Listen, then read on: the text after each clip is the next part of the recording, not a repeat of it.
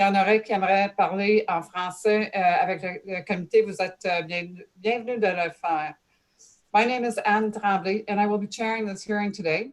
With me are my fellow panel members, Julia Markovich, Colin White, and Ms. Kathleen Willis. Supporting us from the committee this evening as well is Secretary Treasurer Michelle Belmar. We also have our coordinator, Christine Papworth, with us, and our Deputy Secretary Treasurer, who is Matt Garnett. So these committee staff people will be helping us out tonight, and we can't do it without them, I can assure you.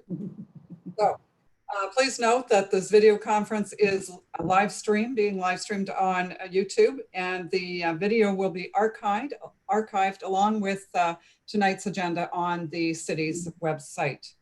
So before we begin, we have a few items that we need to outline for you. So starting with, while issues surrounding development in the city are broad, the mandate that the committee has is in fact quite limited, which means that there are a number of things that we cannot consider. First off, we can't consider anything about the proposal, like for decision-making purposes. We can't consider anything that isn't specifically required as part of the application. So for example, if building height is not an issue for the minor variance application, then we can't be addressing that if relief is not being sought. Also, we don't talk about noise concerns, property maintenance, property values. We don't talk about prosecution for illegal construction without a building permit, for example. We will not entertain personal comments regarding neighbors, agents, or applicants. And finally, if during discussion it is recognized that either an additional variance is required or greater relief to minor variance that's already been identified, if any of those two conditions are required, then we will need to adjourn the item and allow for a recirculation of the application to have those elements added. As part of the statutory public notification requirements, each applicant is required to post a sign on the property and to file a statutory declaration confirming that sign posting. So we have a couple this evening, but for the most part, in this case, we will need to either have the declaration sworn in under oath or affirmed by the applicant in this case. So with respect to quorum, if we lose quorum, we've got 4 members tonight. If we lose 1 member, we're still okay, but we'll still have quorum. We only need 3. If, however, we lose quorum during the course of the evening for whatever reason, then what we'll try to do is to simply pause the meeting and allow for the individuals who need to come back on. If we can't reestablish quorum this evening, and we'll give it some time, then we will need to step down all of the applications that have not been heard to the following meeting of the committee. All right, so in terms of hearing process, there is a list of applications to be heard tonight on the agenda. That agenda was available on the city's website, and I believe we can make it available here as well. So for the sake of efficiency, the committee may deal with agenda items in a different order, and I think we're going to do that. But you should know that the committee has reviewed all of the applications in depth prior to the hearing. We, however, make no decision, obviously, on any of these applications until both the applicant, agent, and any members of the public who has an interest in the applications has had a chance to present before the panel this evening. So if you do want to address the committee, then we would ask that you start by, if we don't already have your name, that you give us your name and your municipal address. We will also start each application, discussion on each application with either a presentation by the applicant or the agent, or if we find that we can fast track, and we have a number of those tonight, then we will simply ask if there are any questions from the panel to get clarification, and then we'll go to the public hearing portion on those applications. For other applications, the remaining ones, we'll get a presentation from the agent and then do the same, get clarification, and then move on to the public hearing portion. So when we do open that public hearing portion, that's your opportunity to speak. Like I said, we will ask you for, if we don't already have it, your name and your address. And then once you've completed, and we've got a 5-minute rule on these, once you've completed your presentation, the committee might ask you some questions for clarification so that we can get at and understand exactly the nature of your concern. So once that's done, then we'll close the public hearing portion of that hearing on that application. We may ask for some further clarification from the agent, but then typically the committee then will go into a decision. So at that point, the committee can make an oral decision. We can either grant or deny the application. We may, as I said, if we find that there's a need to adjourn the application, and in some cases, if there's been a lot of new evidence brought forward, we can reserve the decision. And then once the adjournment on the hearing overall, the meeting tonight, then we stay back, we have a discussion, and we complete our decision at that point. In any event, and in all cases, the decisions of the committee are issued within 10 days. You'll get a formal written decision that outlines the reasons for the committee's decision on whatever matter, whether it's for or against. And then also there is a 20-day appeal period during which time the decision can be appealed to the local planning appeal tribunal for a fee. So based on that, first order of business is there any member of the committee that needs to declare conflict of interest on either any of the applications we have tonight on our panel, or that were heard by any by the 2 previous panels that met today? All right, I'm seeing no declaration, no conflict of interest declarations required here. I don't believe, Ms. Coordinator, we have any minutes for the for approval. Ms. Papworth, can you? We have no minutes, Madam Chair. All right, thank you so much. We also have no adjournment requests tonight. So on that basis, we can move forward to our hearing items. We're going to start with a group of applications that are fairly straightforward. So I'd like to start with number 1 and 2, which is 63, 67, and 71 Chestnut. Do we have Mr. I think the agent is Mr. D'Angelo. Are you with us, Mr. D'Angelo?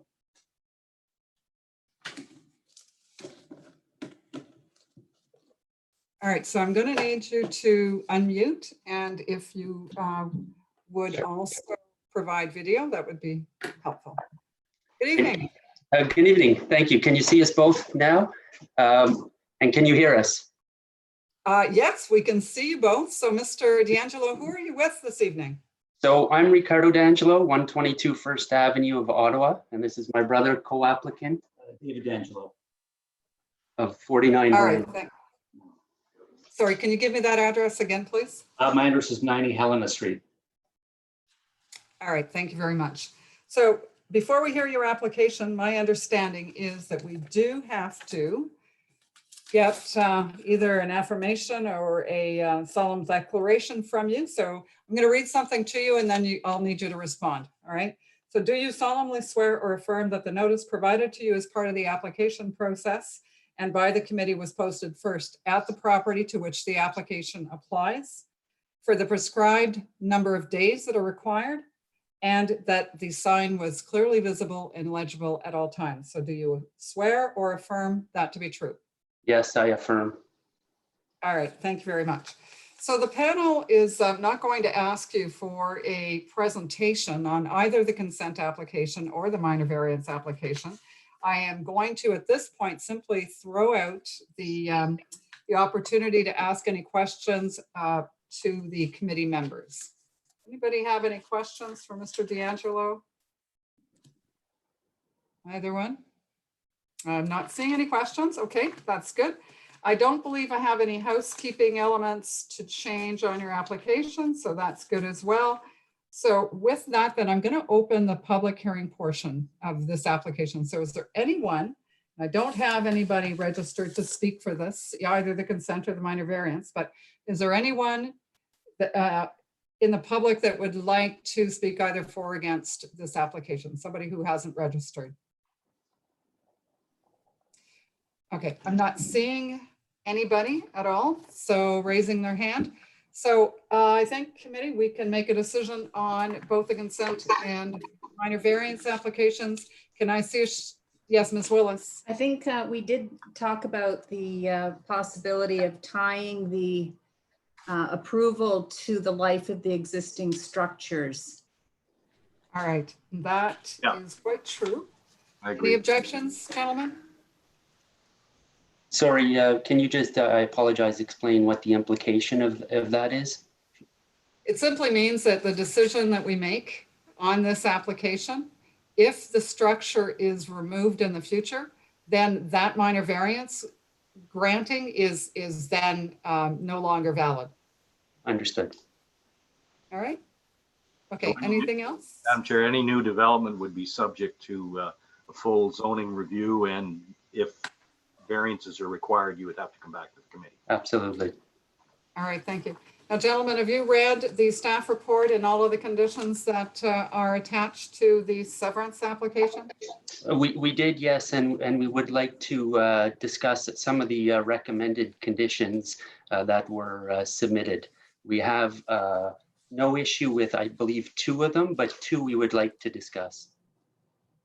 All right, so that's the corner site triangle?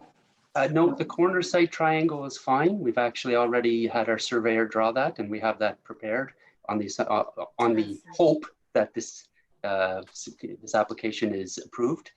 We also don't have concern with the comment around demolition or removal of a small sort of shed type structure that was attached between 67 and 71 tower. That's actually already been removed. We have a Chestnut, sorry. We have a tenant in 71 Chestnut, and it was decrepit, and it was just some lattice with nails. We removed it for liability purposes, so we're fine with that. It's the other 2, Okay. yes. The first is the compliance with the building code, and then the separate services. And the point we want to raise is this application really is to reestablish 3 separate dwellings, which were built on 3 separate lots. And purchased one was purchased in 68, 72, and 92. They were amalgamated to one lot under the Planning Act in 95. And our understanding is there's legal non-conforming status that's not extinguished because we're not demolishing the properties or so forth. And we've tried to have conversations with the city's building service or the individuals who made the comments. And we expressed this. We provided copies of the transfer deeds for the 3 separate properties. We emailed it to the coordinator, and their response was, well, we can't remove the conditions that we recommend now, just raise it to the committee. We're just concerned about a potential condition where we have to board up windows or do fire code retrofit on homes that have been in existence separately for 40, 50 years. Of course, if in the future we're looking to, I think to Mr. White's comment, if we're looking to build on the property, we have to be in full zoning and code compliance, but we have that legal protection from my understanding. So based on what I heard from you, when I look at condition number 1, which is the independent storm, sanitary, and water services, it sounds to me like you've already got a lot of information to be able to clear that condition, even if it's there. Well, So that is correct, and I apologize for interrupting. Like, for example, we got the city engineering to show a plan with 3 separate water shutoffs on each lot. There are 3 separate hydro water meters, and we just, from what we understand in some of our due diligence, it might be a lead water service, which is hard to detect. We don't want to be in a situation where we have to potentially dig up a bunch of frontage to meet a condition. And so we tried to express that, and the response in an email back was basically, well, once we submit the recommended condition, it's up for the committee to decide. all right, well, so to be honest with you, I'm surprised because it sounds like you already have the documentation in order to clear the condition. So I hardly think that you would need to rip anything up. Ms. Willis, did you want to? I just wanted to clarify with the condition one, I think there's two separate issues going. One is that you can confirm that there are 3 separate services into the three units, but your concern is whether or not they're up to current code requirements. Is that correct? Well, can I interject? Sorry, my brother wants to. So there's 2 issues, and I don't want to confuse the 2. So the one set of conditions that was brought up by permits is they want the structures built to 2012 building code. They want to potentially see, 5/8 fire rated drywall installed in these homes. They want to. They're basically suggesting that we have to put these buildings into 2012 building code compliance. And these houses were built in 58, and they were compliant at the time. And even we talked to our real estate lawyer, and they were baffled. They're like, this is unheard of that they're making you retrofit an older home to 2012 building code for the severance, because it's not a semi-detached. These are 3 one-story homes that were owned separately up until 1995 when the lot got merged. So, All right, so I see that. And if you look at the Rideau Valley Conservation comment, it was no comments. Of course, this is in the floodplain, and any future development will need to comply with, current standards. All right, so I'm going to call on Ms. Ramirez, the planner who wrote the report. So Ms. Ramirez, can we hear from you? Because let me explain the situation from my mind, Ms. Ramirez, and then you can tell me what if anything needs to be done, to be honest. So I'm looking at the conditions in your report. The conditions in your report, I've got 3, which is the independent services that we know that can be demonstrated, the corner site triangle, and then finally the demolition of the accessory structure. So I also see, though, that the building has come back with, it seems to be erroneous comments in a way, or misleading comments, because the structures, even for us, I mean, we didn't notice that when we looked at the applications, they're not connected. They're not actually adjoined. They're separated. So can we just go with, would it be your recommendation that we just adhere to the 3 first conditions on this? For you, Madam Chair, the building code comment is a result of the reintroduction of that severance line. And so we would support the comments that regarding spatial separation, and it's to reduce fire spread. And so that the reintroduction of the severance line is why those comments are coming up now. So it's not the whole building, it's just the building as it relates to those severance lines. The implication of that is you have three outside walls that will need to be retrofitted, and windows which will need to be boarded up for homes that have been in existence, were built with full approval, and have that legal non-conformance protection status. It's, similar comment from the Rideau Valley Conservation Authority is, if you do new development, you have to meet the new flood plan regulations that have come into effect, and changes that have been made since the buildings have been originally built. Right, but then they're not making us do that today because they recognize the buildings were built before their new rules. So these buildings exist today. So the fire separation that's there now, that's been there since 1958. If we don't do this, that still exists. So we're just confused why the severance is requiring us to build the properties to 2012 building code. And part of us wondered whether the original comment stemmed from the fact that there was a shed that was joining or attached 67 to 71 that was recommended to be removed, and it has been removed. We can certify that.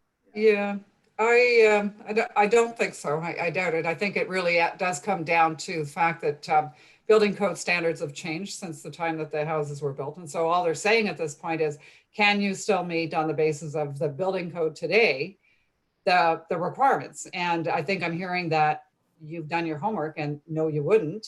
So, Well, So it's not that, I apologize for, it's not that we've done our homework. They're built of block. What is being asked in order for us to do, like to create elevations and dismantle with tenants in it and make changes to, you know, when these are existing dwellings is really, all right, but do you know then? So you actually don't know whether or not you would meet today's building code requirements one way or the other? well, we don't, well, there's windows within a 4 foot, like, so current OB's building code requirements are you can't have a window within 4 feet. Well, between the home at 63 and 67 and 67 and 71, there's a small side window in both. So we're not in compliance. That window would have to be boarded up and removed. Okay, all right. I am going to call on the Secretary Treasurer, Mr. Belmar. Can you help us here? I'm just wondering what I don't want to do is wind up approving a severance application that somehow puts the city, like I'm just mindful about the city. So the city's recommending these conditions. And if we find that they are too onerous for the reasons that Mr. D'Angelo has in fact outlined, is there any impact on us from a liability standpoint? Should something happen, or how? Is there a way that we can ensure that should something happen, there's nothing comes back on the city with regards to making a decision here? We're happy to provide an indemnity or anything from our end as the owners. Well, I see, Madam Chair, that one of the proposed conditions is a spatial separation analysis. So the thought occurs to me that maybe that will indicate after an evaluation of existing conditions whether or not it's appropriate to implement all of the building code requirements up to today's standards. I'm not aware of the building code permit process in that regard. It is a separate process from the committee's process. But I would be inclined to add the spatial So Mr. D'Angelo, I'd like to hear from the Secretary Treasurer. Thank you. Let him finish. I apologize. Okay. I think it's more transparent if the committee has its those recommendations, those conditions which are recommended by both planning and building code services to be included in any decision that is approved by committee. But you know, keeping in mind that how those conditions are cleared are up to city staff in the end. But you know, we are not the ones who are going to be responsible for clearing those conditions. Those need to be cleared by the appropriate city officials, and in this case, it would be building code services, and so it's a whole other process. But my inclination would be to include those conditions.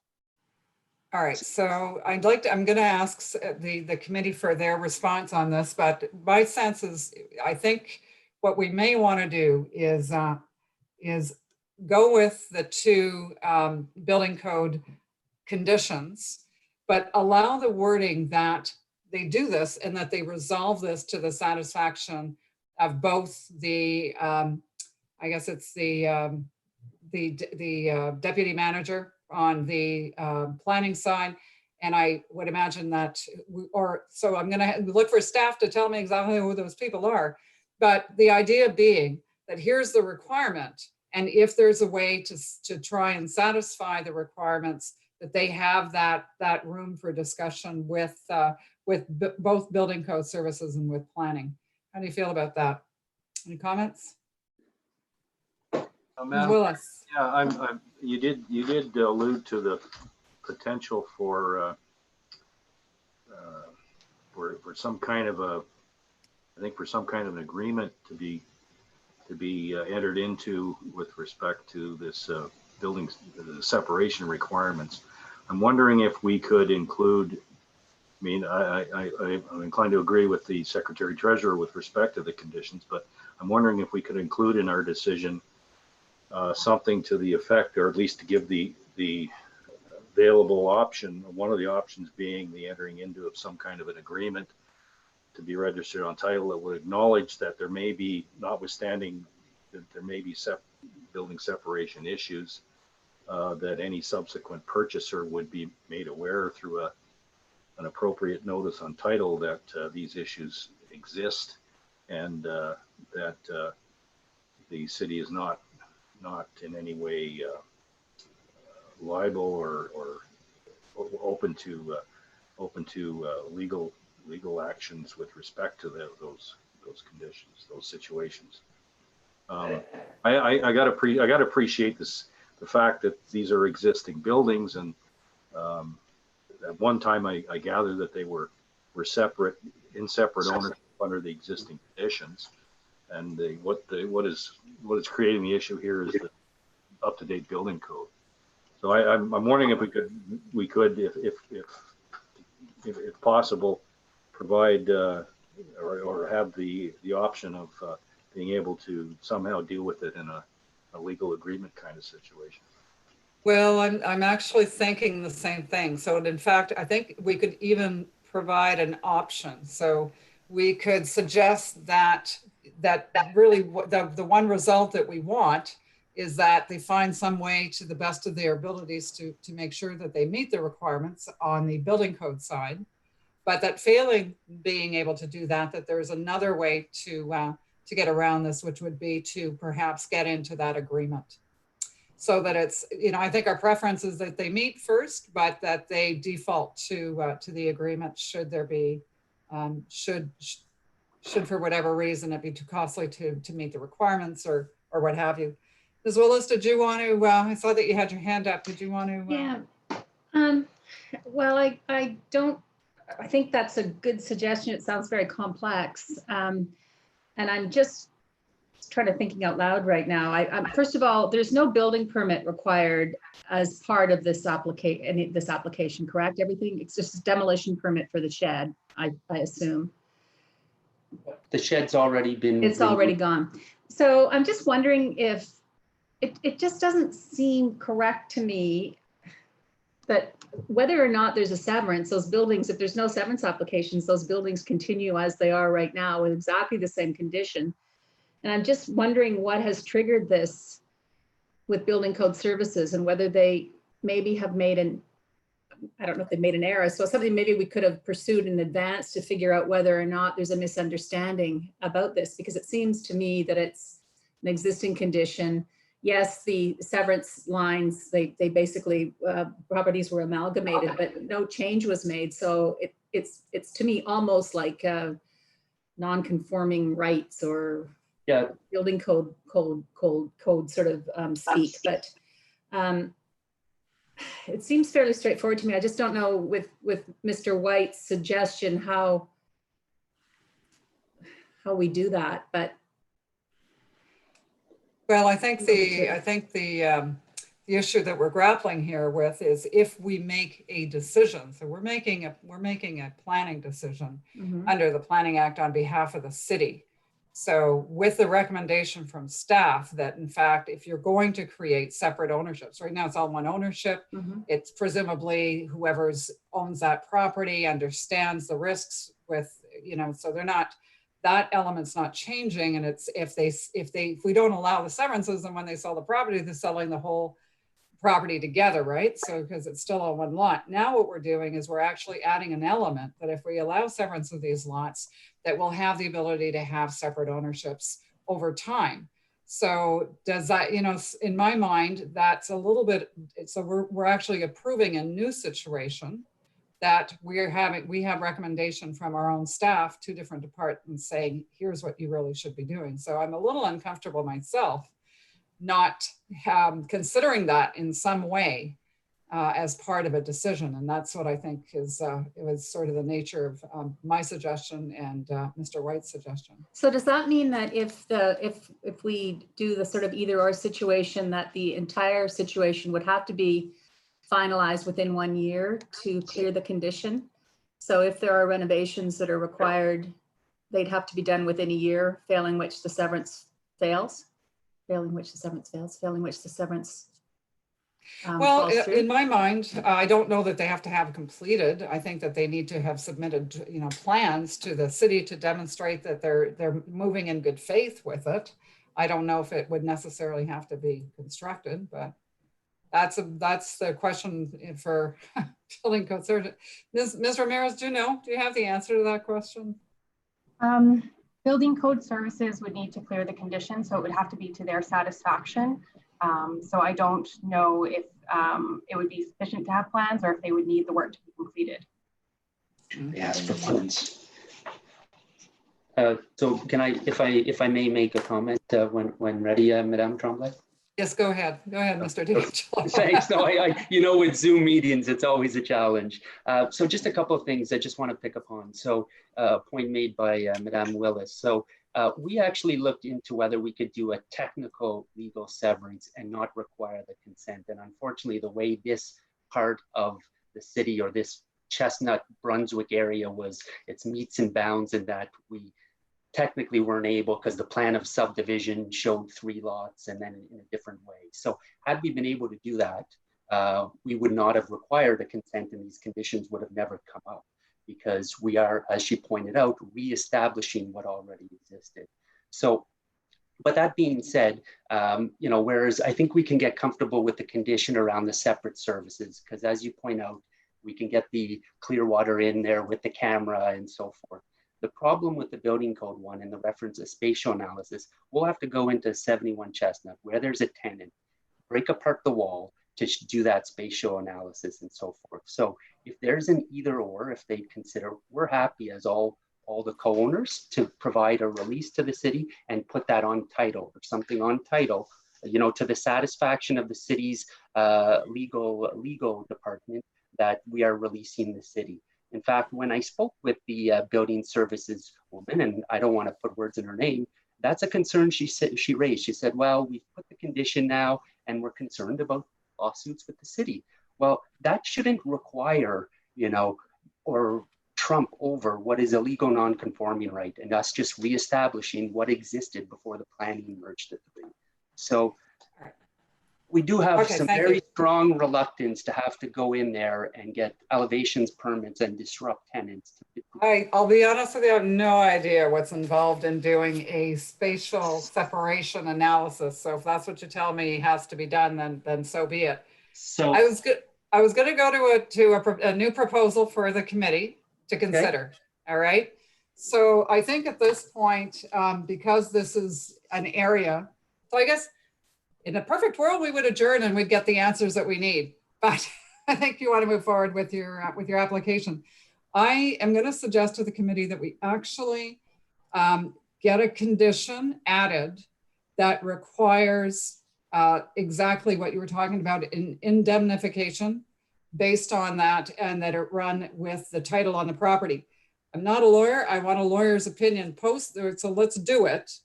Yep. If the committee members are willing, let's do that. But I also would like a legal opinion to make sure that this, in fact, is something that we have some authority to do. Mr. White, I'm going to take a question or a comment from Mr. White. Yeah, Madam Chair, I wonder if we could impose a condition requiring agreement registered on title to the satisfaction of the city solicitor, addressing city concerns with respect to these spatial separation matters, liability, etc. All right. Did somebody write that down? Because that sounded like the right words for me. Madam Chair, I think that's what the applicant is proposing here, something to that effect. And yeah, I mean, I am a lawyer, not a real estate lawyer, but I mean, if not to put words in your mouth, Ms. White, but I think we as the applicants would be fine or happy with, a condition that says to the satisfaction of the city's legal department, the applicants have, agreed to release and indemnify the city from any deficiencies relating to, OBC compliance, and then that is added to the title. So that if in the future we sell the properties as is, the buyers will have that awareness. Whereas if in the future we decide to develop one of the properties, then obviously we have to do that in full zoning, OBC, and everything else, Rideau Valley conformance and compliance. Madam Chair, So Mr. White, could I hear from Mr. Belmar? Mr. Belmar wanted to say something a little earlier. Yes, Madam Chair, I think we need to explore with building code services and legal services if there is an either or option that's available in this particular situation. It might be that we may be able to word the conditions relating to fire separation and separation analysis and retain that as a condition, but offer that a possibility that if that is impossible to achieve, that maybe some sort of limiting distance agreement would be an option to satisfy building code services. That's the only thing that comes to mind. Otherwise, it might be appropriate to adjourn the item until we can figure out exactly how that needs to be addressed. But I think an either or condition might save the day here. All right, thank you. Ms. Markovich, did you want to say anything before we conclude our discussion on this matter? No, I mean, I guess I liked the ideas that were put forward by Mr. White and I guess seconded by the applicants here. So if we can come to some kind of an agreement in this meeting as opposed to kick it to the next one, I think that would be appropriate. All right, so my hearing that we are granting both the consent and the minor variance with an amended set of conditions, which will include a new condition number 4 that will capture essentially what we were talking about before, look at different options to meet building code services requirements, which may or may not include an agreement on that that indemnifies the city and that runs with title. We're going to leave that to them to work out. And we're going to leave that with you, Mr. Belmar, to wordsmith and come back with something for us to look at as part of the decision. Does that work for everyone? Okay, I'm looking for consensus from our so on that basis, it is granted. And we just for can, clarification, yes. that means it's no final decision until we receive that advice from the legal department and building code services. No, I think we're saying that we are going to grant both the applications, knowing that we are adding a 4th condition that will capture some of the discussion, but we are leaving it up to staff to find the right wording for that condition and to incorporate that into the decision. Thank you. Agreed. All right, all in favor? We're good. Thank you. Okay, thank you, gentlemen. Thank you very much. Have a great evening. All right, you too. Bye now. Okay, the next application is number 4 for 79 Jeanette. And do we have the person I'm looking for is Mr. Segreto. Are you with us, Mr. Segreto?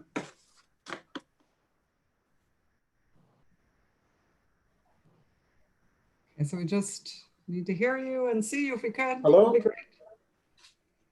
Hello? Oh, hello, Mr. Segreto. We can see you and we can hear you. How are you this evening? Very good, thank you. All right.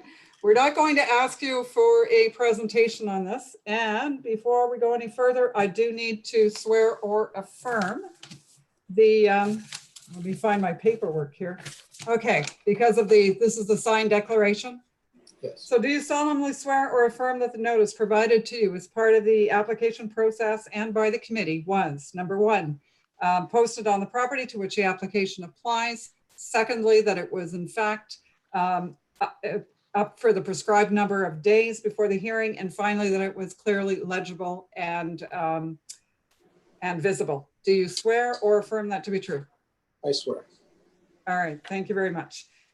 So with no presentation then on this, I'm opening it up to the committee. Anybody have any questions for Mr. Segreto on the application? No, I'm not seeing any questions. All right, so I'm going to open it up to the public. I do not have a speaker on the speakers list, but is there anyone who from the public that would like to speak either for or against this application? All right, not seeing any hands being raised. So committee then, what's your say on this? Are we granting? Ayes on the granting of the application? All right, okay, thank you. So I don't think there's anything else for me to do on this application, Mr. Segreto. Any questions? No, not at all. There's no conditions on it, so I'm good with it. No changes, so we're good? No. All right, well, thank you very much, Mr. Segreto. The application is you. granted. Thank you very much. You're welcome. All right, I'd like to go to 1440 Searville Road, which is application number 6. Do we have Mr. Grittani?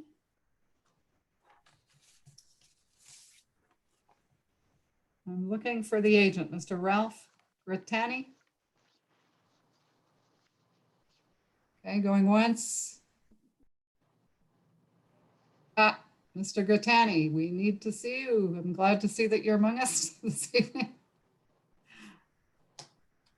Okay, I think we're good now. Okay, excellent. Thank you. We will not be asking for a presentation from you, and I don't believe we need we don't need a solemn oath from you because we have your signed declaration in. Excellent.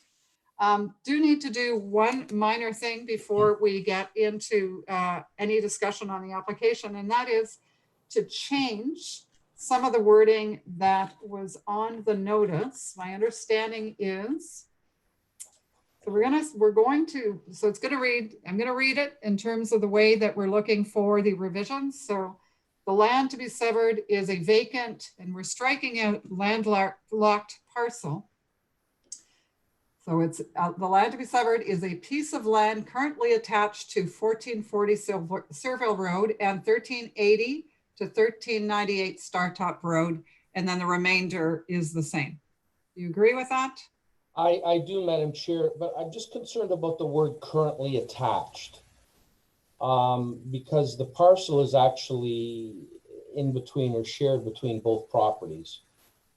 So as much as I don't think it's going to hinder this application, I'm just concerned about the word currently attached.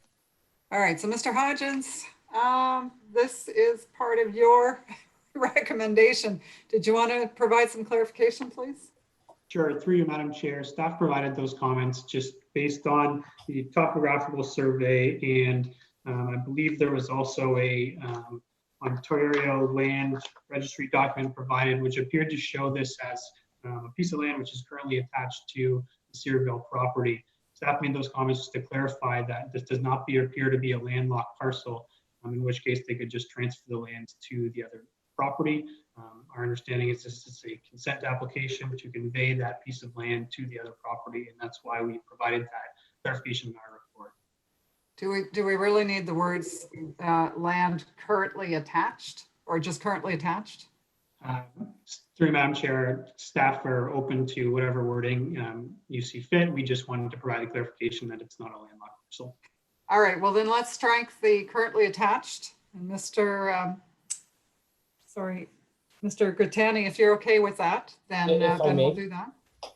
And I did notice, though, just noticed at the very, very end, we're also striking out the word Comstock and replacing it with the word Searville. We're fine with that. Are we good? Okay, all right. So with that done, I think we have all the changes we need on this. All right. Did I ask the panel members if they had any questions yet on this application? Madam Chair? Yes, Mr. White. Just a question, staff. Has there any site plan approval been given on this previously that needs to be addressed? Through you, Madam Chair, the lands which are being conveyed are not part of any site plan control approval. The lands they're being conveyed to was recently part of a site plan control application. At this time, nothing needs to be done unless those lands are to be developed with some sort of structure or parking. Otherwise, staff do not have any concerns at this time, strictly with the conveyance. Thank you. All right. Okay. I think I'll take care of this as well right now. On the condition of approval, we talked about, and Mr. Hodgins, you can help us out here as well. So we're asking that there be confirmation in writing of independent storm and water. In this case, is it not just for the retained parcel that we would actually need to have that confirmation? Because it says for both of them, but in actual fact, do we not just need it for the retained parcel to show that it continues to have its own independent water, sanitary, and sewer? Through you, Madam Chair, I think that would satisfy the requirement. Our concern is always just making sure that as a result of the conveyance, no issues with services crossing over property lines are results. So I'm not under the impression there are any services under these conveyed lands, but we do impose the requirement to ensure that no challenges arise. So I think that either or, we would be okay here just to show that no services are going to be crossing any property lines. All right, well, I think we continue to say that. So let's leave it with just that it be the retained parcel. Committee members, anybody have any objections to that? Yes, Ms. Willis. No, I don't have any objection to that, but I just wanted to add the other, the point that we raised before, that the condition be inserted that this property not constitute a lot unto itself and that it be conveyed to the adjacent property owner. I think that's a normal condition when it's a lot line adjustment. Yes, that's right. So we've seen that before. Yeah. Mr. Hodgins, do you have you seen wording to that effect in the past? Because I think we would add that in. I don't know whether it should be a separate condition. I guess, yeah, it would be an additional. Go ahead. Correct. Please. Through you, Madam Chair, typically the Committee of Adjustment imposes that condition. There's some requirements there on the certain legal requirements on the transfers, but typically that is a condition, to my understanding, that's imposed by the Committee of Adjustment on these applications. Okay. Madam Chair, if I may, I believe that there's a provision in the Planning Act with respect to, it's referred to as a stipulation, that stipulates that any further conveyance has to go through an approval process once again. So it's a stipulation that we put in our decision. I think committee staff could probably comment on that standard stipulation. All right. Thank you, Mr. Garrett. Arnott. Madam Chair, thank you. Just to clarify, so there is a one-time conveyance stipulation in the Planning Act. Our condition for lot line adjustments, it's a little bit longer, it's a few paragraphs, but ultimately it requires an application to consolidate the parcels through the Land Registry Office. So it adds an extra measure to ensure that both the lands to be conveyed and the recipient parcel are dealt with together in perpetuity. All right, so we don't need to add a condition, I guess is what I could think It is a condition. It's an automatic transfer condition that we add to all lot line adjustments. All right, so, but we don't need to, so in other words, there's sort of the standard conditions that come with these things, and then there's possibly additional conditions that are outside of the committee's requirements, and that's why we have the independent services. I got that? Yep. Okay. Sorry, well, Madam Chair, just a question on that. Should that not be, I've seen that many times when there's been a lot line adjustment in residential developments where there's a condition that's clearly said that it's to be conveyed and consolidated with the adjacent parcel only, so that somebody doesn't come forward later and say that it constitutes a building lot. So I'm just not clear as to what we're agreeing to here. Are we going to add that condition to this report, or is that something that happens automatically without the applicant knowing? So it's apparently, so the Committee of Adjustment has sort of administrative conditions that are tied to, I think, the land registry requirements. And I maybe haven't gone too far in that explanation, but it sounds to me as if these are sort of common types of provisions that are added anyway and form part of the approval. We don't have to consider them because they're already part of the committee's set of conditions. Mr. Grattini. Thank you. Through you, Madam Chair, to the Secretary Treasurer, I just want to ensure that we're clear on the form of consent that, with your support, will be presented to us and the ownership group. If you've had a chance to review our cover letters in our earlier presentation to staff, we noted that the form that was used back in 1999 when this parcel was originally created and registered, it was created with a Form 3 approval consent form. We respectfully ask that if the committee sees fit, that a Form 2 consent approval be associated with this approval. Form 3, of course, is a one-time event, one-time occurrence, and that was done with the town of Gloucester back in 1999, and that's the reason why we're back again today. In addition to, of course, the purchase and sale agreement. All right, Mr. Garnett, need some response from you as to the Form 2, Form. Yeah, Madam Chair, and to clarify the last point, so it is a committee policy to impose these sort of administrative conditions to lot line adjustments. A lot line adjustment, in all instances, if the intent is to have this as a one-time conveyance with a subsequent merger, would be a Form 4. A Form 2 certificate of official allows for subsequent reconveyance. So we would normally apply a Form 2 only if we're creating a new lot, which could be reconveyed. A Form 4 is the form we use for a one-time lot line adjustment. All right, so Mr. Grattini, we tend to abide by the committee staff's interpretation on some of these things. So if that's the case, then I think we're just going to go with what Mr. Garnett has been able to offer us by way of explanation this evening. Okay, we'll succeed with that. All right. Okay. So any more questions on anything for this? No? All right. So I don't have anyone to speak to this application, but I want to open it up. Is there anyone in the public, from the public, who would like to speak either for or against? I'm not seeing any hands at all come up on that. So, all right. Committee members, are you in agreement? Are we granting the application? Show of hands, please, for granting. Okay. All right, so Mr. Grattini, the application is granted unanimously. So just so for staff, I'm on, and I should be telling you that every time, but yes, I am supporting this application as well. So, so I think that's all we have. And we've talked about the rest of it, so I don't think there's anything else. Very good.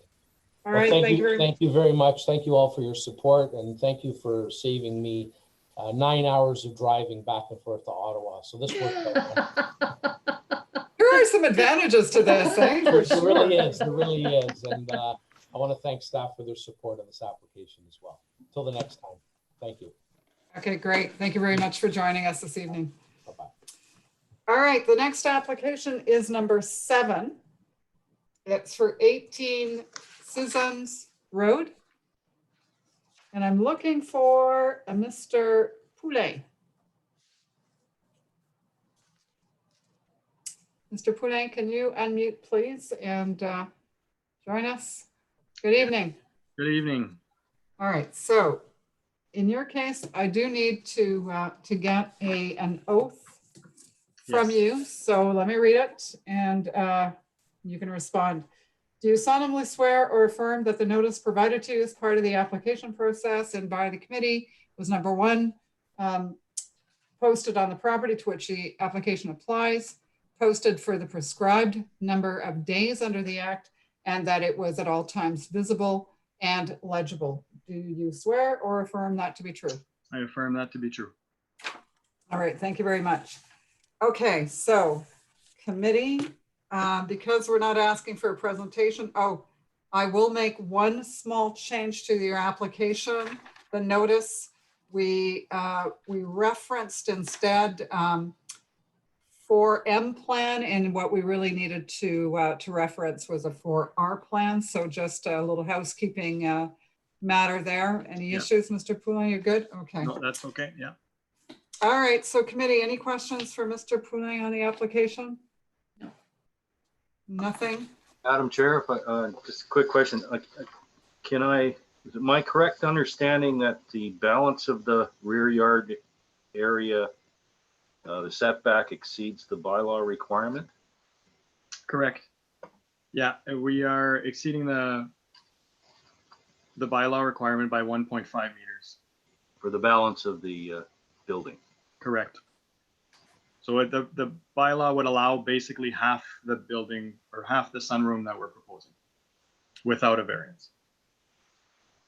Okay, thank you. All right, any other questions? No. All right, I do have one speaker, a neighbor on my list. Is Mr. Sand here? Yes. Can you, Mr. Sand, please unmute and join us with your video?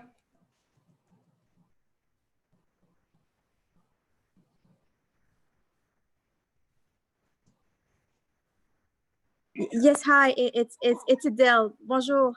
Oh, bonjour. Puis désolée de vous avoir appelé, monsieur. OK, ça fait que voulez-vous parler en français ou en anglais? Non, non, c'est juste, je veux dire, c'est parce que j'ai mon petit garçon, donc je ne vais pas me joindre par vidéo, mais je parlerai en anglais. I have no objection for the sunroom to be built. We are their direct back neighbor, and I think it will be a great addition to the neighborhood. Great. Well, merci beaucoup. Merci. Okay. I don't think the committee has any questions on that basis for Ms. Zed. All right. Anyone else from the public that would like to either speak for or against this application? All right. Then I think we can move to a decision. So committee, we're granting the application? Yes, we're in support. Show of hands. Great. Thank you very much. So with that, then Mr. Poulin, the application is granted, and I don't believe there's anything further to discuss. Perfect. Thank you very much. I imagine I'll stay on because I've also have the number 8, unless you're doing that one later. No, I am doing number 8 right now. So let's move on to that one. All right. Okay, so let's just get the signposting declaration done. So do you solemnly swear or affirm that the notice provided to you as part of the application process by the committee was posted first on the property to which the application applies, secondly, for the prescribed number of days before the hearing, and that it was clearly visible and legible for the entirety of that time? Do you solemnly swear or affirm that to be true? I affirm that to be true. Okay, perfect. Again, we're not looking for a presentation on this one. We are, however, making a slight notice change. Yes. Because the relief that you're looking for is actually less than the relief that you had originally requested. So rather than 4.5 meters, reduced rear yard setback of 4.5, we're saying 4.77 meters. Correct. Is that correct? Yeah. Okay. Don't think there's any other changes that we need to make to the notice. All right. So committee members, any questions? Madam No Chair, questions? just a question, again, with respect to site plan control. I am aware of this site because I did some work on it years ago, that there is a site plan agreement that's registered on title to the lands, and that site plan agreement binds all successors and assigns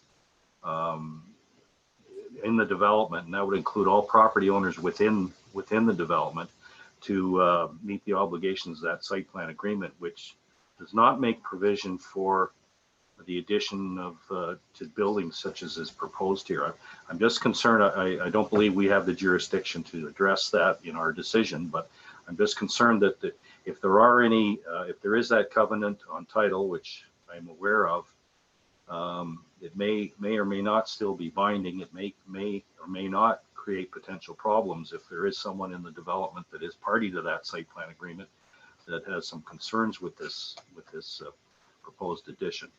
And I think that our obligation at this point in time is simply to put the applicant on notice that we may be aware of these covenants that may be on title that may or may not create some issues. And unless that's been addressed by the applicant in terms of getting an agreement across all of the development, which I doubt has occurred. So I think it's just incumbent on us to make the applicant aware that there may be some sidebar covenants that may affect the ability to put this addition on the building. All right, thank you, Mr. White. Mr. Poulay, did you look at the site plan agreement to see whether or not this in any way? Yeah, so we did look, and I was in communication with city staff and was under the impression that it would not be problematic for that variance for this particular lot. But again, that's something that we might have to look into more, because I know that it was a covenant on this whole development for those setbacks. So it's one of those things that, you know, the neighbor directly to the right has a different rear yard setback than we do because of the corner. And we also don't have the same setback from one side of the yard to the other side of the yard. So yeah. So I'm going to ask staff, because I think this is an interesting point that Mr. White has raised. So Mr. Hodgins, when planning reviews these things, do they look at the agreements that were in place to see whether there's any kind of a contradiction here or conflict? Through you, Madam Chair, typically we do not review the site plan control application or agreement unless for some reason we believe there might be something in there. In this case, unfortunately, it was not reviewed, so I'm unaware of if there are any site plan control agreement or notice on or covenant on title that would restrict any further development here. All right. Okay. Thank you. Just to finish up on that then, I guess I'm looking for either Mr. Garnett or Mr. Belmar. This is something that I guess would be helpful to get some clarification from planning on, to see whether or not there should be some sort of qualifier or such thing on either the decision or somewhere else on maybe our website or where, I guess I'm looking for ideas. But could we add that to a committee of the whole discussion and invite somebody from planning to address that particular matter? Yes, we can, Madam Chair. All right, so let's, I know we're already we've got a bit of a laundry list of things already, so let's just add that one. Okay, right. Excellent. So I think no more questions. I have no one to speak to this one. I don't believe. Nope, no speakers list. Anyone from the public want to speak either for or against this application? Okay, I'm not seeing anybody. So committee, we're granting the application. Excuse me, all in favor? Yes, okay, thank you very much. So then the application then, Mr. Poulay, this one too is granted. But thank you very much, Madam Chair. Thank you, committee members. Thanks for taking the time. Do you have no more? This is it? That's it for tonight. Okay, thanks so much. Bye now.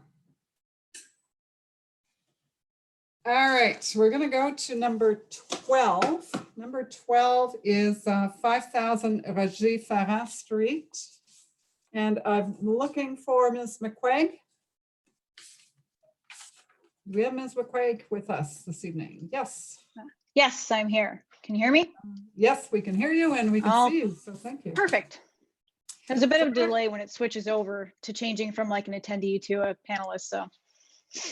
Okay, all right, thank you. I've heard, I think I've heard some of those comments come through to us before, so I'm trying to give a little more time to everybody, a little more patient, understanding to account for slow internet. maybe, exactly. So we're not going to ask you for a presentation on this tonight. I'm going to open it up and need to do the sign posting with you as well. Yep. So the declaration. So I'll read it to you. All right. So who do you want me to swear in or get the declaration from, if not you? Oh, no, it would be from me. I posted it, sorry. Okay, all right, in that case, I thought you were just, sometimes we get people, agents who'd prefer the applicant do it, but anyway. Do you solemnly swear or affirm that the notice provided to you as part of the application process and by the committee was posted first on the property to which the application applies, that it was posted for the prescribed number of days under the legislation, and that it was clearly visible and legible during the entirety of the time? Do you swear or affirm that to be true? I affirm that to be true. All right, thank you very much. Okay, so, and I don't see any housekeeping kinds of changes required to your application or notice in any way. So committee, any questions for Ms. McQuaig on the application? Okay, not seeing any questions. I don't have anyone registered to speak on this application either. So, but I'll put it out there. Is there anyone from the public who would like to speak either for or against this application at this point? Okay, I'm not seeing anyone come forward. So, all right. So committee then, are we granting the application? Are we in support? Hands up. All right. Okay. So Ms. McQuaig, the application is granted. For the record, I'm also in support. I don't think there's anything else that we need to talk about. Nope, that's everything. Thank you very much. Have a good night. Thank you. You too. Bye now. All right. That takes us to application number 3, which is for 351 Amiens, and I'm looking for the agent, which is Ms. Zamchevenska. Zamchevenska. I hope I haven't done that too much injustice. Hello, I'm here. Yes, hello. Sorry for that quality. I'm Victoria Zamchevska. I'm the agent.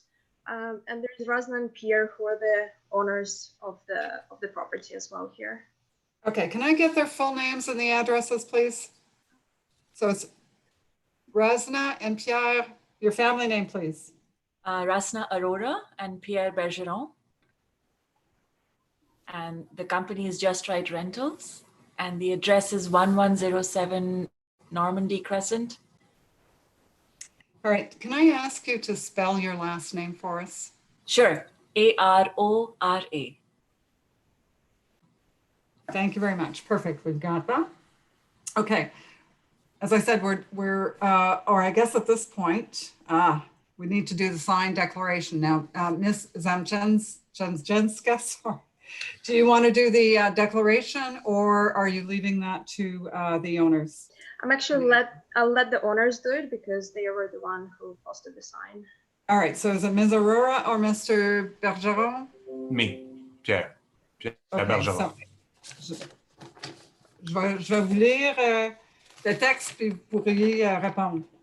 All right, so do you solemnly swear or affirm the notice provided to you as part of the application process and by the committee was posted first at the property to which the application applies, secondly, for the requisite number of days or prescribed number of days before the hearing, and that it was clearly visible and legible during that entire time? Do you swear or affirm that to be true?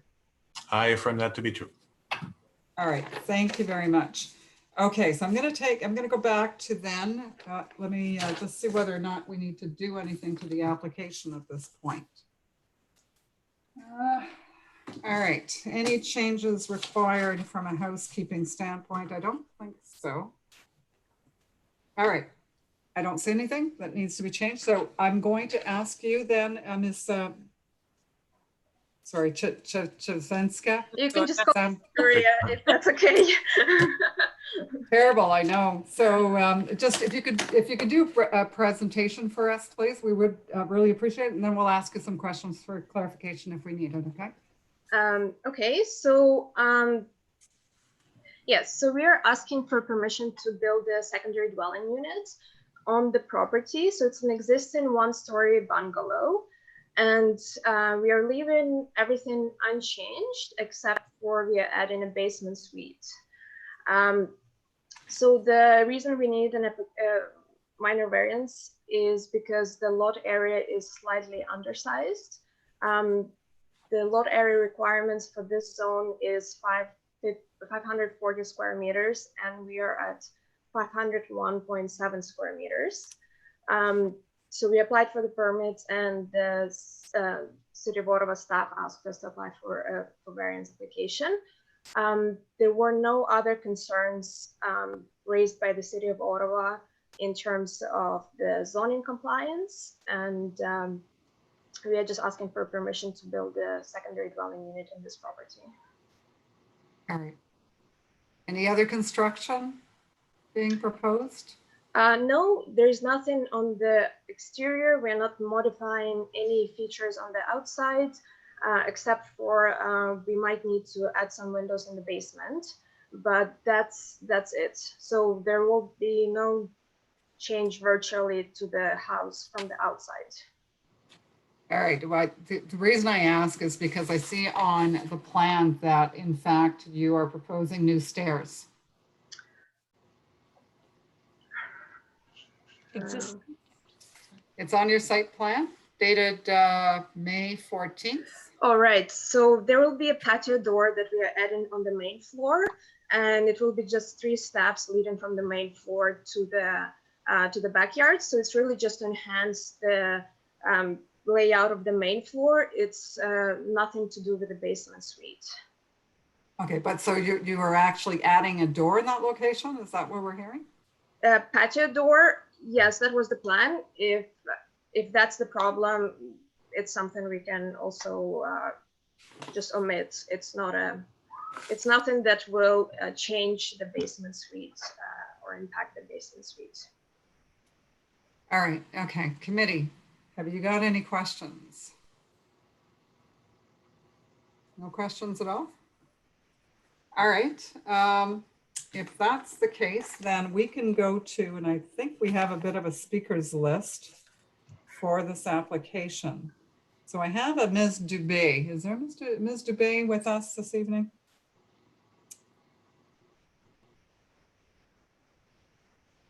I'm not seeing Ms. Dubé. All right.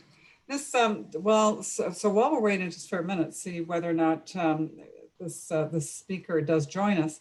Do you, can you tell me a little bit about the consultation that was undertaken with the neighbors? Rasna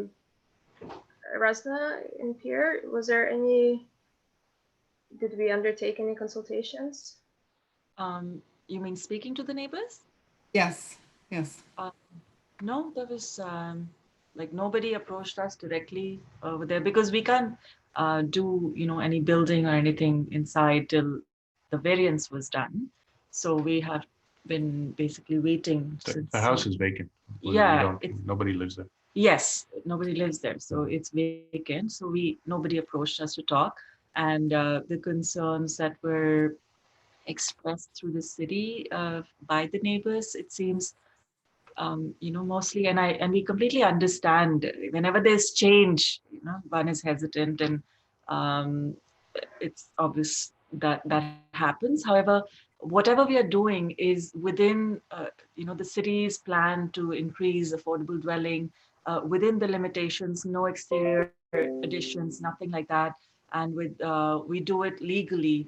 In the area, somebody said that there was a group home on that street. And one resident even went so far to suggest that we own it, but we don't own anything on Amiens. We've done similar conversion projects we are in the process of doing it on parallel streets in that area. And we use contractors, and we're very professional.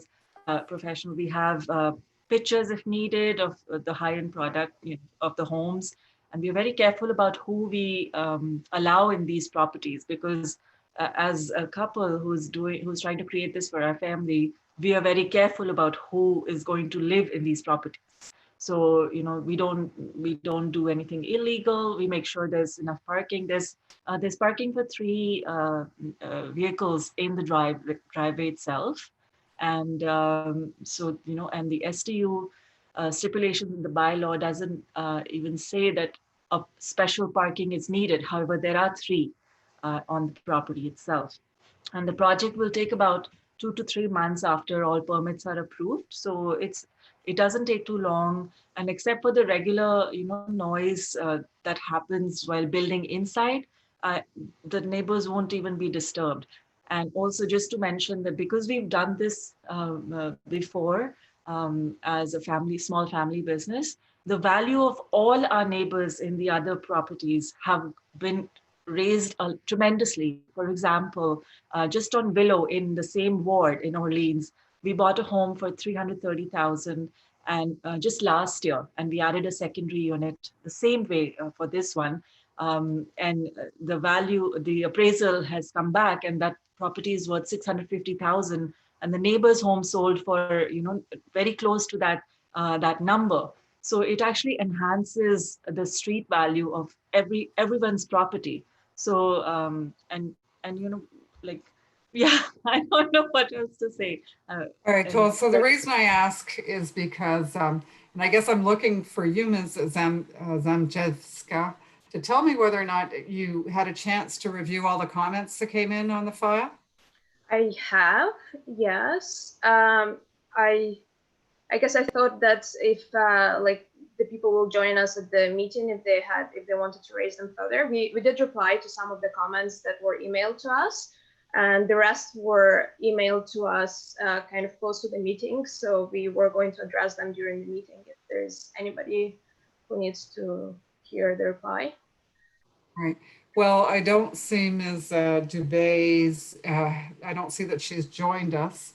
But I just wanted to take the time just to have a little bit of a discussion about this, because we do have 3 letters of objection, 4 as a matter of fact. And they are concerned about things like parking and not the up value, but the depreciation on their property. Mm-hmm. That kind of thing. So we typically recommend that when you propose things like this, as a developer, that you take the time to speak with your neighbors. I'm going to throw it out there. So Ms. Dubé's not here. She's on my list. But is there anyone else from the public that would like to speak either for or against this application?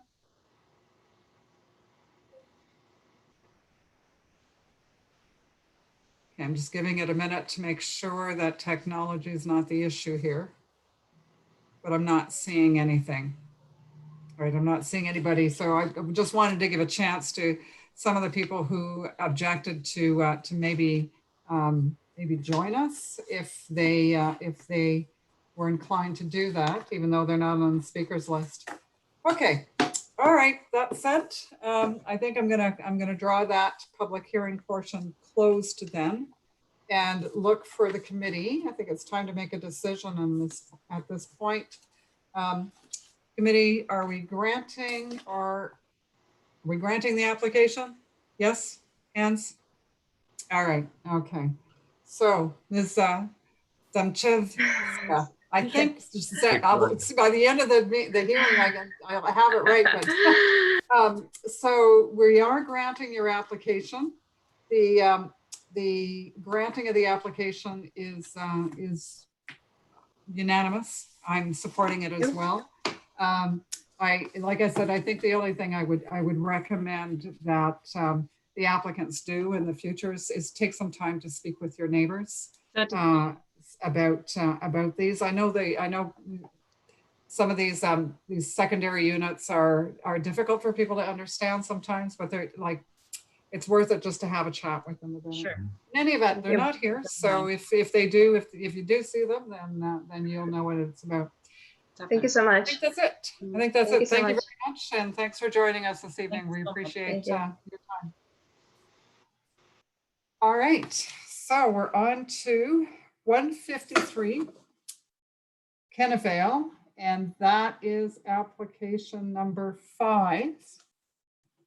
I'm looking for Ms. Libman. Do we have Ms. Libman with us? Is the agent for the applicant? Yes. Hello. Hello. Hi. Yes, it does take Ah. a minute to convert over to presenter. Takes a little longer. That's what I'm seeing too. It's and we didn't, and it's hard to tell whether it's just it's the technology at their end or whether it's just plain the technology in general fault. Yeah, exactly. Okay, so I don't need a declaration from you if I remember. Nope, use these. So we do have it. We do have it in already. So great. Thank you for doing that. We will need a presentation from you if you could. Okay. Yeah. Go ahead, please. I submitted a presentation, so I'll just wait for that to come up. Oh, okay, great.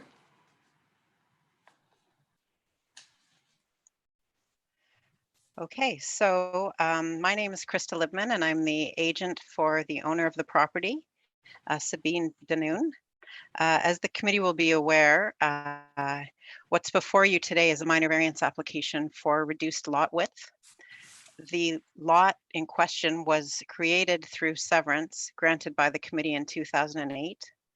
At that time, the applicant was under the impression, and that impression was informed by consultation with a development information officer, the city's committee of adjustment planner, and with a planning consultant, that the lot did meet the required size. And so the committee granted the severance on that basis. However, when a building permit application was submitted, a zoning deficiency letter was issued, noting that the minimum lot width was not complied with. I think what happened is that in the original application, the lot width was measured at a 6-meter setback, whereas the bylaw requires a 3-meter setback. So for bylaw purposes, the front yard is on lamplighters, notwithstanding that the front door will be on Kennevale. Next slide, please. We did do a small circulation. A letter indicating my contact information was provided to the houses and to the synagogue that are annotated with a yellow star. We did not receive any comments, but I am aware of the 4 comments that have been received since then, and I will address those later in my presentation. We can move to slide 6, please. I don't want to get too much into what went on in the past, and so I'm skipping over a few slides. If you do want to discuss the previous application, I'm happy to do so. But what we have here is that, as I said, in the R3 subzone, the setback is measured at the 3-meter setback, or rather the lot width is measured at the 3-meter setback. And that's where we come to 6.7 meters, as shown on that image. Next slide, please. You can see that the lot is slightly irregularly shaped. It goes in towards the front yard and out towards the rear yard. At the rear, it's actually over 13 meters wide. Also, through the original subdivision process, a corner site triangle was dedicated to the city.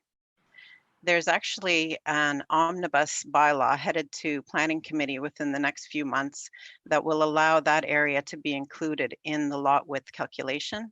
It hasn't been brought forward yet, and it wouldn't solve the problem entirely for this property.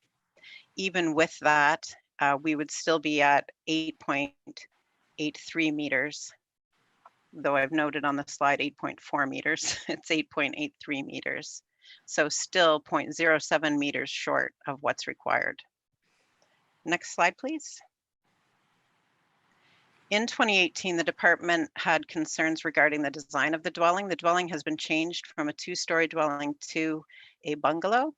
You can see on the front elevation that the garage door faces lamplighters, and there are steps up to the front door, which on the next slide, please, we can see the front door is actually on lamplighters. And there's been quite a bit of effort put into designing an attractive building that will add visual interest to both frontages, which is something that is a great benefit of corner lots, and it's nice when that benefit is taken advantage of. We can go to slide 11, please. So this is just some images of the lot as it exists and the house that is next door to it. And the next slide, please. So the question before the committee today is the impact that will be felt by the neighbors and by the neighborhood of a reduced lot width variance. It's a reduced variance that was missed in the beginning. Mistakes were made, not entirely by the applicant. In fact, as I mentioned, she did pre-consult with the development information officer and with the city's planner, and she did have her own planning consultant, but an error was made. That was pointed out in November 2019 through a zoning deficiency letter, which indicated that the front yard width was actually 5.9 meters.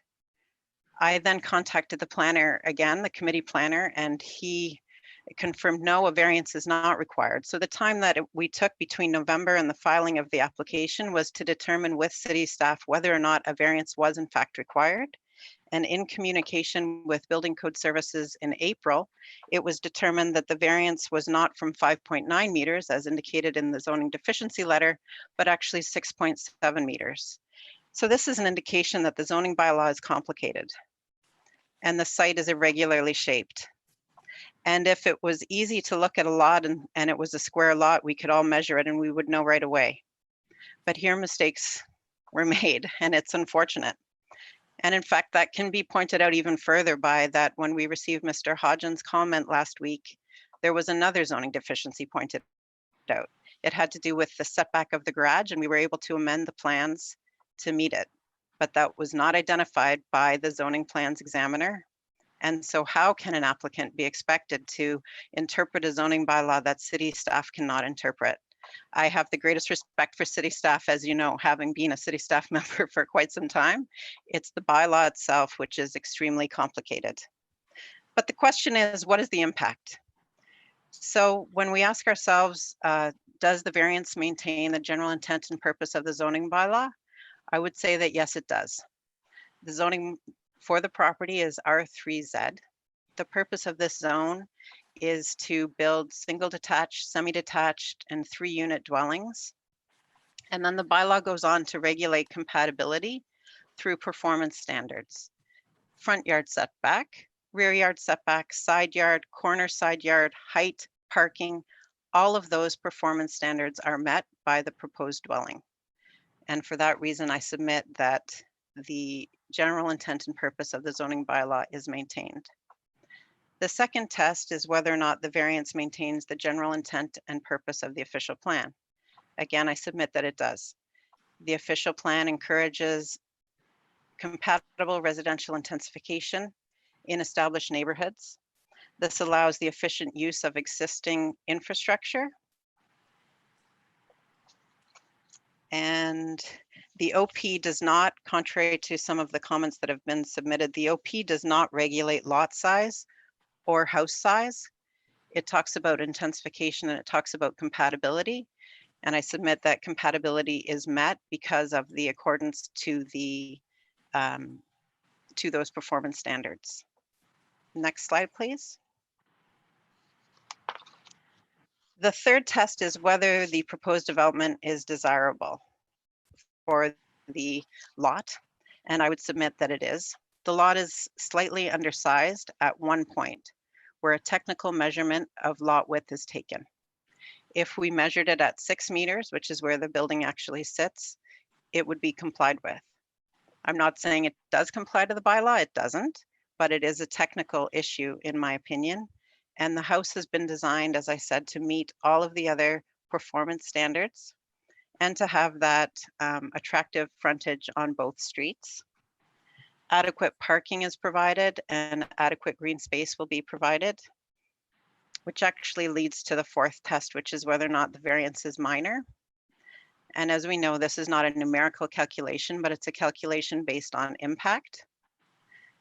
One of the other unique features of a corner lot is that it has a large grassed or sodded city boulevard, which appears to be a portion of the yard. Once again, it's not. I'm not saying that it is or that we meet the bylaw, but it appears to an onlooker as if the lot is wider than it is. I do not believe the variance would be perceptible. And for that reason, also there are two city-owned maples on that boulevard that will be maintained and that will reduce the visual impact of the new building, as attractive as it is. So for those reasons, I do believe the 4 tests of the minor variance have been met. Next slide, please. At the time that I submitted my presentation on Monday afternoon, we had received all of the technical circulation comments, and there were no concerns noted by the planning department, Rogers, Building Code Services, or the RVCA. There was a comment submitted by Forestry Services, and I've been in discussion with Forestry Services, and definitely tree protection measures will be undertaken for the existing maple at 114 Lamplighters and also for the 2 city-owned maples. And it's understood that if they're damaged, compensation will be payable. Next slide, please. We had on Monday received 1 comment from a neighbor, and with all due respect to that neighbor, I don't believe the comments were relevant to the 4 tests, as the committee must consider them. As I've said numerous times, all of the other performance standards are met, and as the planning staff report notes, the lot actually exceeds the minimum lot area by 94.3 square meters, the minimum lot area being established by the zoning bylaw. That's the end of my formal presentation, and I am aware of 3 other comments that have come in since it was filed. It's unfortunate that we didn't have the opportunity to speak with those folks in advance of the hearing. We did send out a letter and encouraged people to contact me. And I understand that it's important for people to feel at home at their home and not to feel like someone has pulled a fast one or something unfair has happened. And all I can say is that we're here in good faith. When the original application was approved by the committee, it was on the understanding of all parties that no minor variances were required. Now we know that there is one. And, you know, planning is interesting in that we are discussing what we all imagine an impact might be, but the impact hasn't actually been felt yet. We can just imagine what it might be. And I would submit to the committee that the impact of this 1 variance for reduced lot width will be minor. It will not be unduly adverse. And subject to any questions from the committee, that is my presentation. All right. So Ms. Libman, I've got 1 for myself there. I just wanted to confirm that there is in fact no issues with the corner side yard setback on that. It's been looked at and there's not an issue with it. That's correct. All right. Okay. Questions from other members of the committee? Anyone? Madam Chair, just a quick question. Am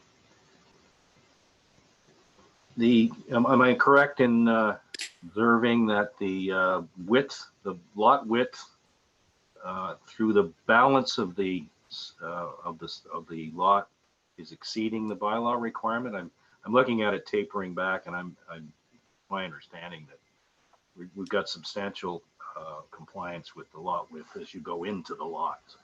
Yes, at the 6-meter setback, it's complied with, and all the way beyond that. I'm not sure how far between 3 and 6 it comes into compliance, but somewhere between 3 and 6. And at the rear of the lot, it's over 13 meters wide. Okay, thank you. All right. Anyone else from the committee? Okay, well, then I think we will go into the public portion of the hearing of this application. I have a couple of people who have submitted. So when I see we have Ms. Verdi with us already. Yes, hello. You can unmute your microphone, please. That would be fine. Hello? So yeah, hello. So I believe we have your address, we have your name, so I don't need that from you. So I'm just going to give you the opportunity to provide your comments now. Okay, so we're basically on that corner lot, which has been severed. So basically, first of all, I'm wheelchair bound. So I have a couple of issues. First one is I cannot access my backyard. And the only way I can go is when I go to the side of the house around the home is the only way I can access the side of the house. In order for me to build a pathway, I need at least 18, according to the City of Ottawa's bylaw, I need about 1,800 millimeters, which is 5 feet wide. However, I will not be able to build that should the variance go through and the home is built. I will be restricted to staying in my home, and I have no other way to access my backyard. So that's a major issue for me. So this is a violation of my human rights and accessibility. As a person with a disability, it's crucial that necessary accommodations are be provided to ensure quality of life and well-being. The other thing is, we get a lot of light in our home, like a lot of sunlight comes through the Kennyville roadside. However, if we built a home on that side, I will lose all the bright sunlight coming into our home. And this will make me depressed and cause anxiety. I do not drive and I stay home. The bright light makes me feel energized and positive, and I feel happy and renewed when I see my plants and flowers bloom that are placed all along that side of the home, right in front of those windows. And going back to not being accessible for me to get to my backyard, it'll be like I'm restricted and I have to stay in the home, which is also very depressing for me. And then the other finally thing I have to say is that, as you can well imagine, a corner lot with a 50-foot lot and a very awkward, tiny shaped home right next to that same corner lot is going to look very awkward to the city, the neighbors. I mean, it's just it's going to essentially just stick out. This property should have never been severed in the first place, and it's causing a great deal of stress for my husband and I because of my quality of life is compromised. All right, thank you very much for your comments. Does the committee have any questions from Ms. Verdi? Yes, Ms. Willis. Just a couple of questions. One really of staff addressing this issue of the pathway, of the ability of Ms. Verdi to get from the front of her house to the back of her house. Can you tell us what the side yard requirements are in this zone and whether or not we should, whether you know, and whether we can assume that they're met on the 116 lamplighter to allow access to the rear yard? Through you, Madam Chair, the interior side yard setback along 116 lamplighters of the proposal has a 0.6 meter side yard setback, which would conform with the R3Z bylaw provisions. So that does conform to that. As per the, sorry, can you repeat the rest of the other part of your question? Sorry, I'm talking about the lot that the Ms. Verdi lives in at 116 Lamplighters Way, and it looks to me like the side yard setback is greater than the one that is being proposed at 114 Lamplighters. Actually, so Ms. Verdi is actually at 114 Lamplighters, if I've understood this correctly. Yeah, sorry, I've got it backwards. I'm sorry. Yes. Okay. So I'm talking to, yeah. That is correct. So for the R3Z zone, a 0.6 meter setback is required. For interior lots, they need a total of 1.8. So at least one yard has to be 0.6. And then if it's an interior lot, both yards need to add up to 1.8 meters. Based on the reference plan provided for our 31737, there is only one dimension for the interior side yard for 114 Lamplighters, and it has a minimum of 1.2 meters.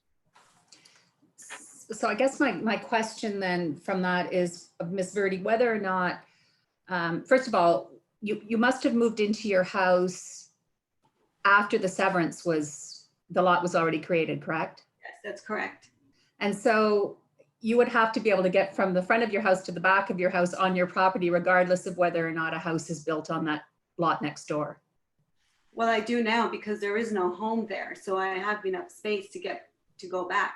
But once a home is built there, I will not have the 5 feet width that I need to build my pathway. But the 5 feet that you require is actually encroaching on the abutting lot, correct? Yes, it is. Okay, thank you. Okay. Any other questions for Ms. Verdi? All right, thank you for your time this evening, Ms. Verdi. I'm going to hear from the next speaker that I have, which is Ms. Evrard. I see that you're with us this evening. Lena, hi. Yes, so we have your address. We know you're at 112 Lamplighter, so I am. The floor is yours. If you'd like I just, you know, I mean, we've argued this, you know, for the past couple of years. Back in 2018, I just want to bring up that during Ms. Libman's presentation, you mentioned that the house structure has changed, that the door went from Lamplighters to Kennevale. It has not. The drawings are virtually very, very similar.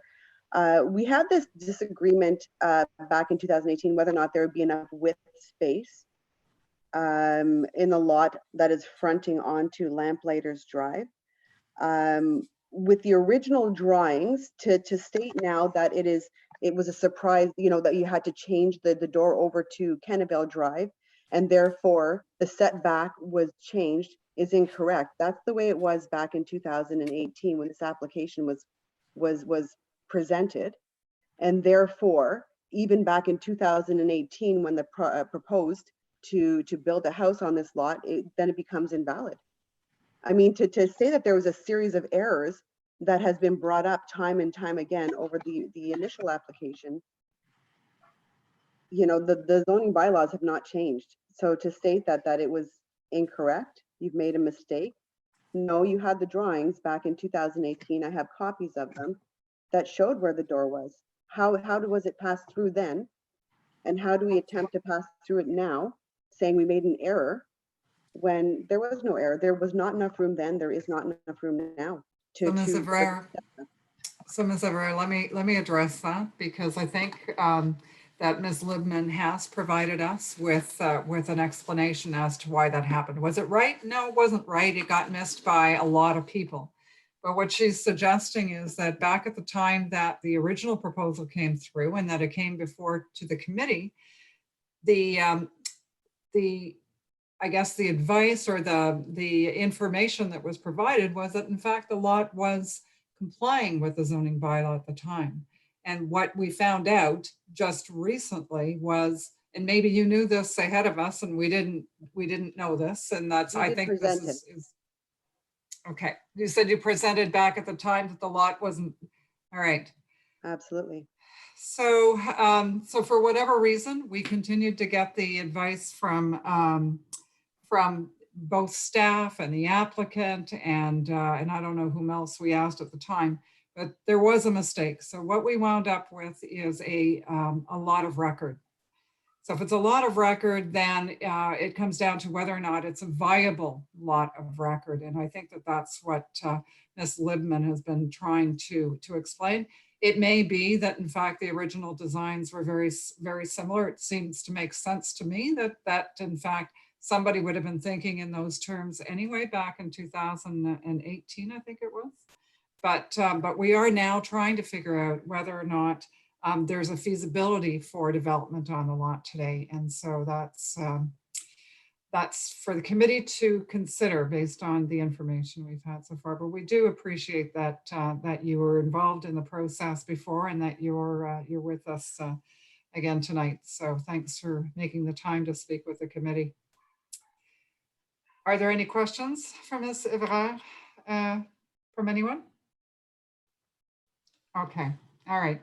I'm going to ask if there's anyone else. I do have other letters, as Ms. Libman explained, that of neighbors who have concerns about the proposal being not minor and not in keeping with essentially the surrounding lot fabric. So is there anyone who would like from the public that would like to come forward and speak to the committee at this point?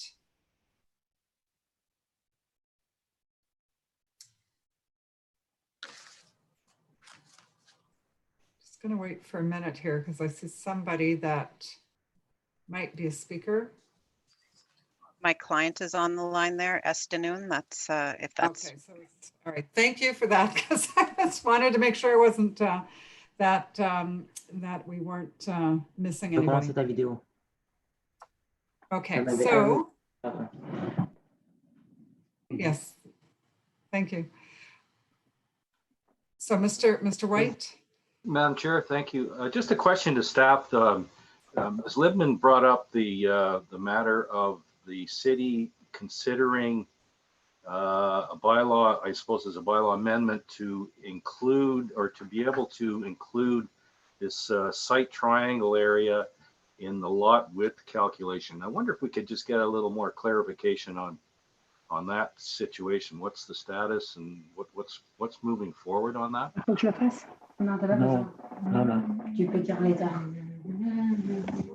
There's somebody who should be muting. Maybe thank you. Through you, Madam Chair, I did inquire about those changes. To my understanding, they're being made through the revision to the infill 2 bylaw provisions.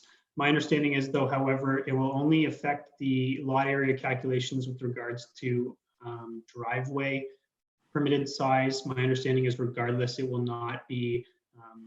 It would not change the calculations for lot width or area. It would simply be allowing to include that corner site triangle in calculations such as driveway percentage covered of yard.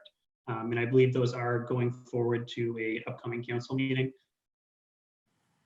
That's similar to the use of laneways, for example, where we can use half the laneway or something like that. All right, same idea. Thank you. Madam Chair. Mr. White? Sorry. I just thought I think these site triangles, I think this is a fairly new phenomenon, particularly in the Nepean situation.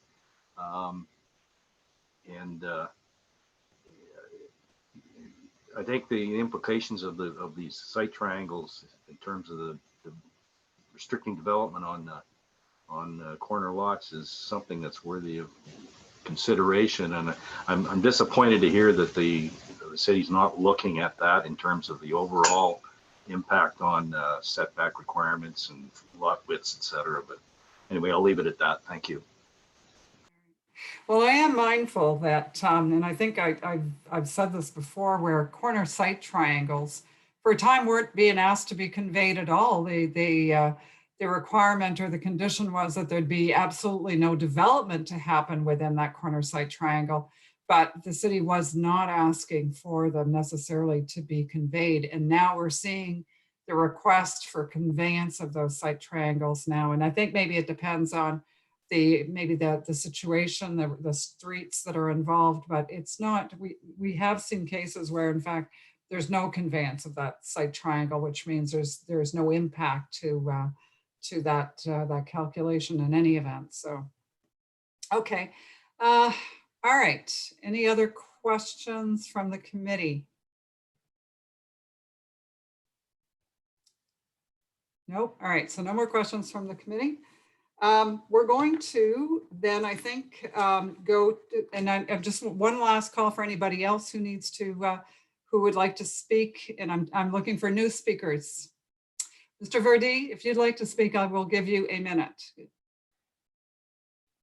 You'll need to unmute. Mr. Verdi, did you want to speak? You'll need to unmute. Yes, hi there, Madam Chair. So going back to the site plan that Ms. Libman had presented, basically the original lot, when we bought the property back in 2019 of August, it was the property with the house itself and then the actual corner lot. As presented by Ms. Libman, it had the original fence and basically, the deck and these patio stones in the backyard. So we bought it as is, knowing that that was the property. And so now we find out that the lot had been severed And so my question is, what's going to happen to the existing encroachment there?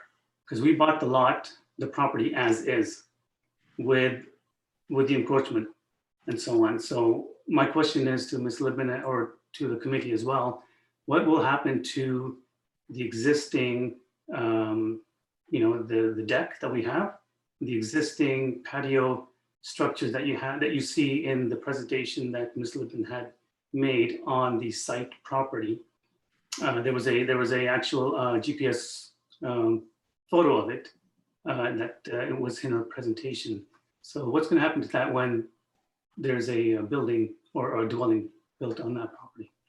All right, so Mr. Verdi, I see that we can either ask Ms. Libman, and I'll leave it to you, Ms. Libman, because I see that we have a hand up from Mr. Danunes, who's here. Did you want the applicant to answer that question? Because I have a feeling that maybe or would you like to take a stab at that first?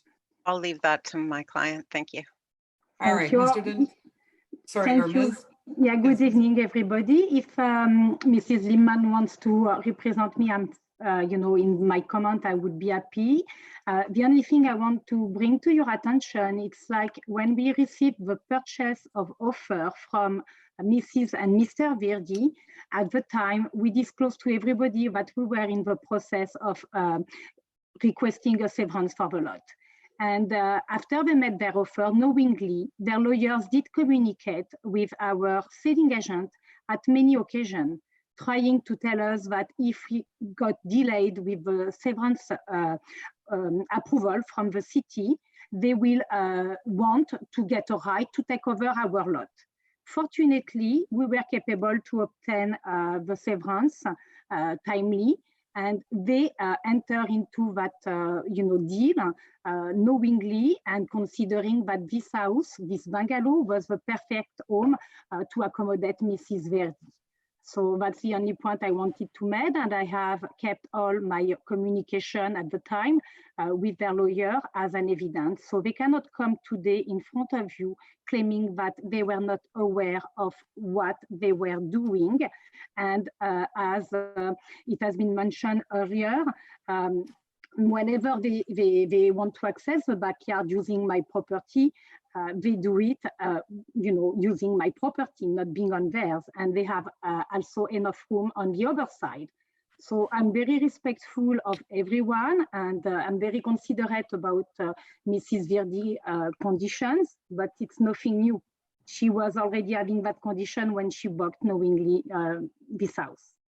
All right, thank you. Thank you. Thank you very much. I think we've sort of understood a bit of the circumstances right now. So I think we'll leave that at that. Don't think we need to go any further into that discussion.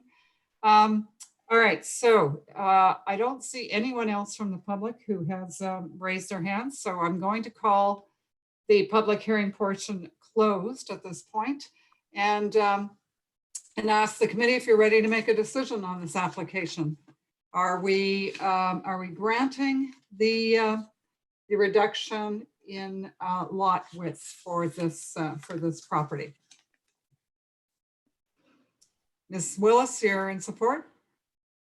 Okay, so I think we're all in support then of this application. I think the reason why the committee is in support of this application is because Ms. Lipman, you very successfully were able to show us the extent to which the inability to meet the zoning bylaw is really quite minor on the lot overall. I think Mr. White had asked a couple of good questions about that, and that in reality, if in fact there was an ability to keep that site triangle in, the actual reduction in relief that would be required would be much less. So I think on the basis of a number of elements that we heard tonight, I think the committee is prepared to grant the application.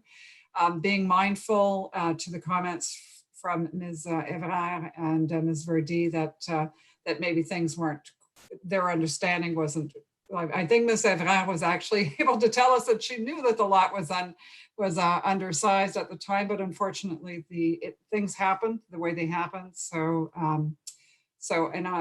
But I think I think the committee members believe there to be some viability, obviously, in developing this lot. So we're going to leave it at that, granting the application. Thank you everyone for your submissions this evening. We do appreciate your taking the time. Mindful it's already 8:30 in the evening. So so thanks for being with us this evening. Thank you very much. Thank you. All right, thanks. Thanks, Ms. Lipman. All right. We have 2 applications left. We're going to hear application 498 Wentworth at this point. And I am looking for Mr. Constantino.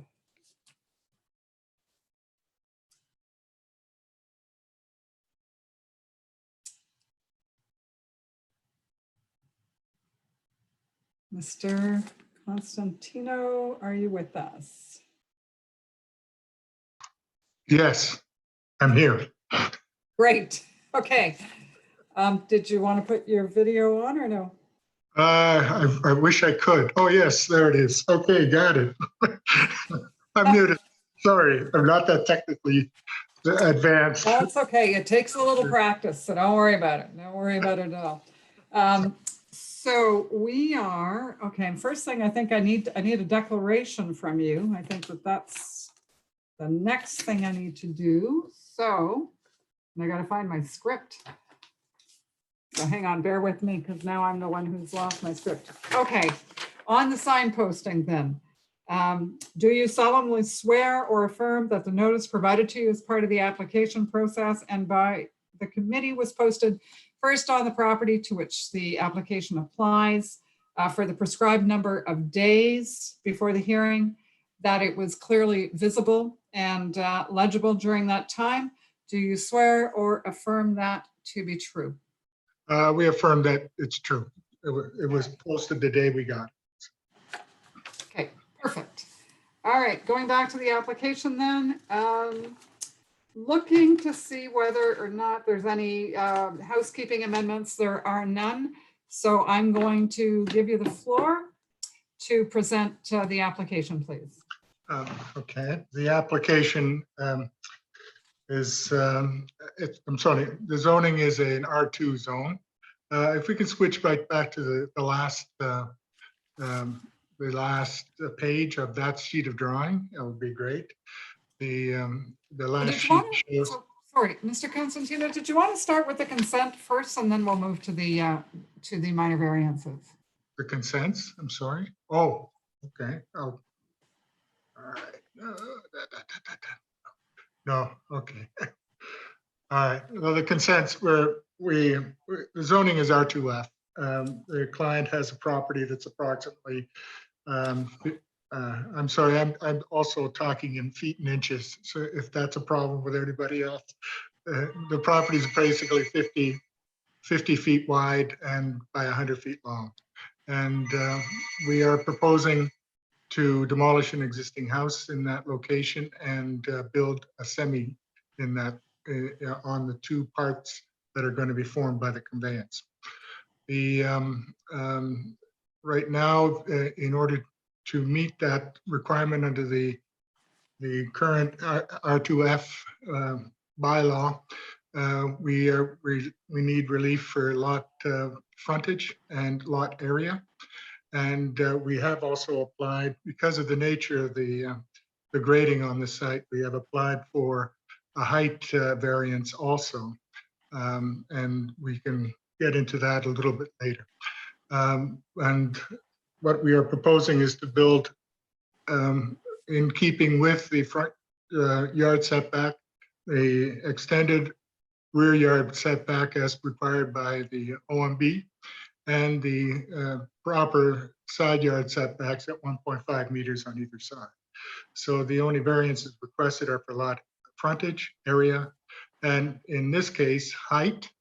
And the height seems to be a bit of a contentious issue, but we were trying to be contextual neighbors in doing that height limitation, in that the rest of the community has sloped roofs and we were intending to provide sloped roofs. We could meet that requirement by by basically providing a flat roof building if need be.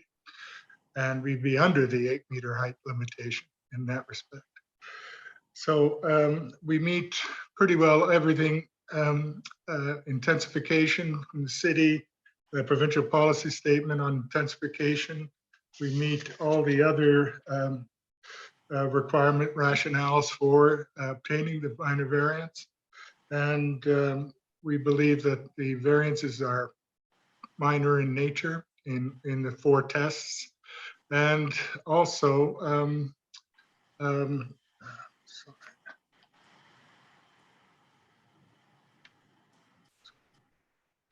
I'm sorry, also, and we believe that it's desirable for the neighborhood. The neighborhood is already, especially along Wentworth, there's a number of semi-detached dwellings that are already been built in that area.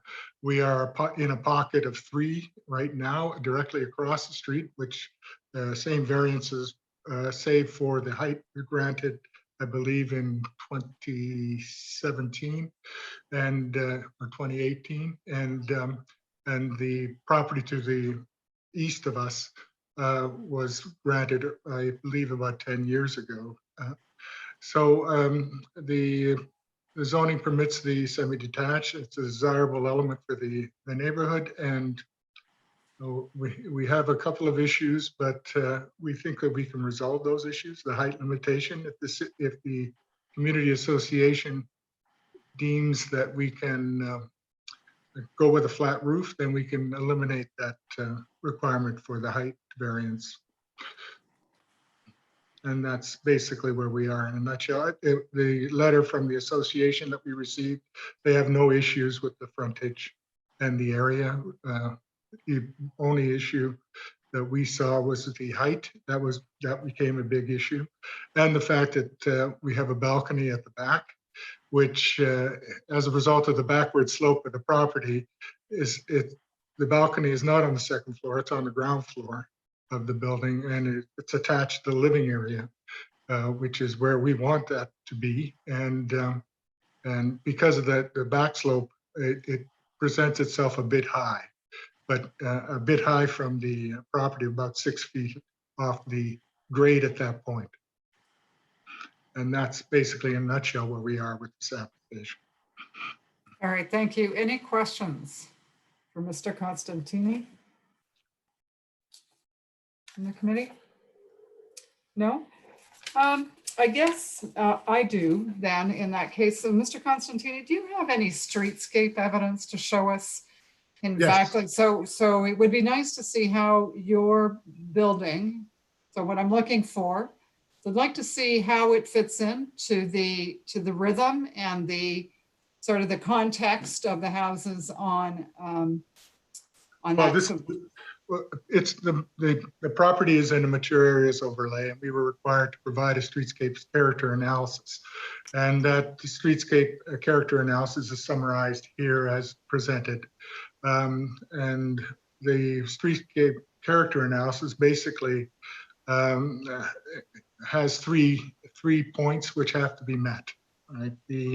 Where the landscape frontage is, where the garages are in relation to the front of the building, and I believe the landscape coverage also right now. We've done a comprehensive streetscape analysis, and if we go further on, you'll see that every house was itemized with a picture and an elevation.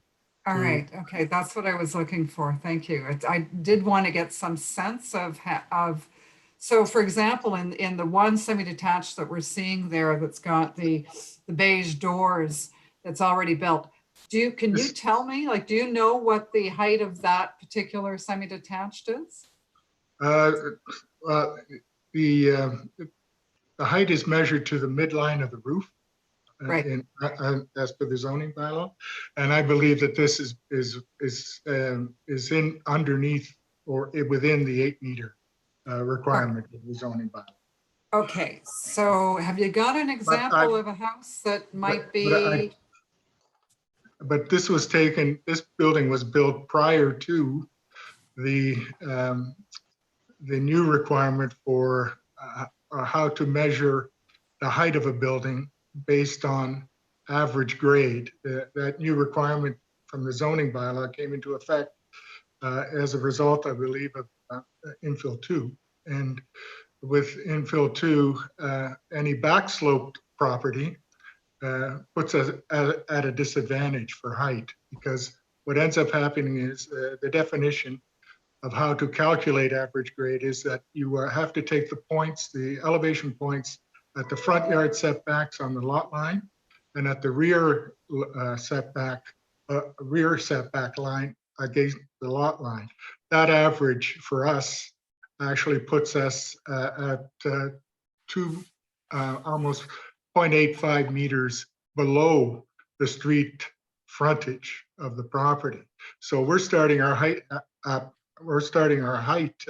calculation from below grade and working our way up to the above grade. And as if you go to my elevation, east elevation, you'll see the impact of that. We tried to draw the grading on the lot as it would exist on the east elevation. And you'll see the way the calculation is based, and we are basically 2 feet 10, minus 2 feet 10 inches below the street front grade. So, and if I don't think that's all right. So what I really wanted to get at is some sense of, I mean, so the houses on either side of this particular subject property must have similar constraints, obviously. And I wanted to get some sense of how... there's a new house right across the street. It's the same constraint. Okay. With you mean the hill, like the slope issue? Well, our slope is ours, and sorry, I don't know what's. And I'm getting an echo now, but.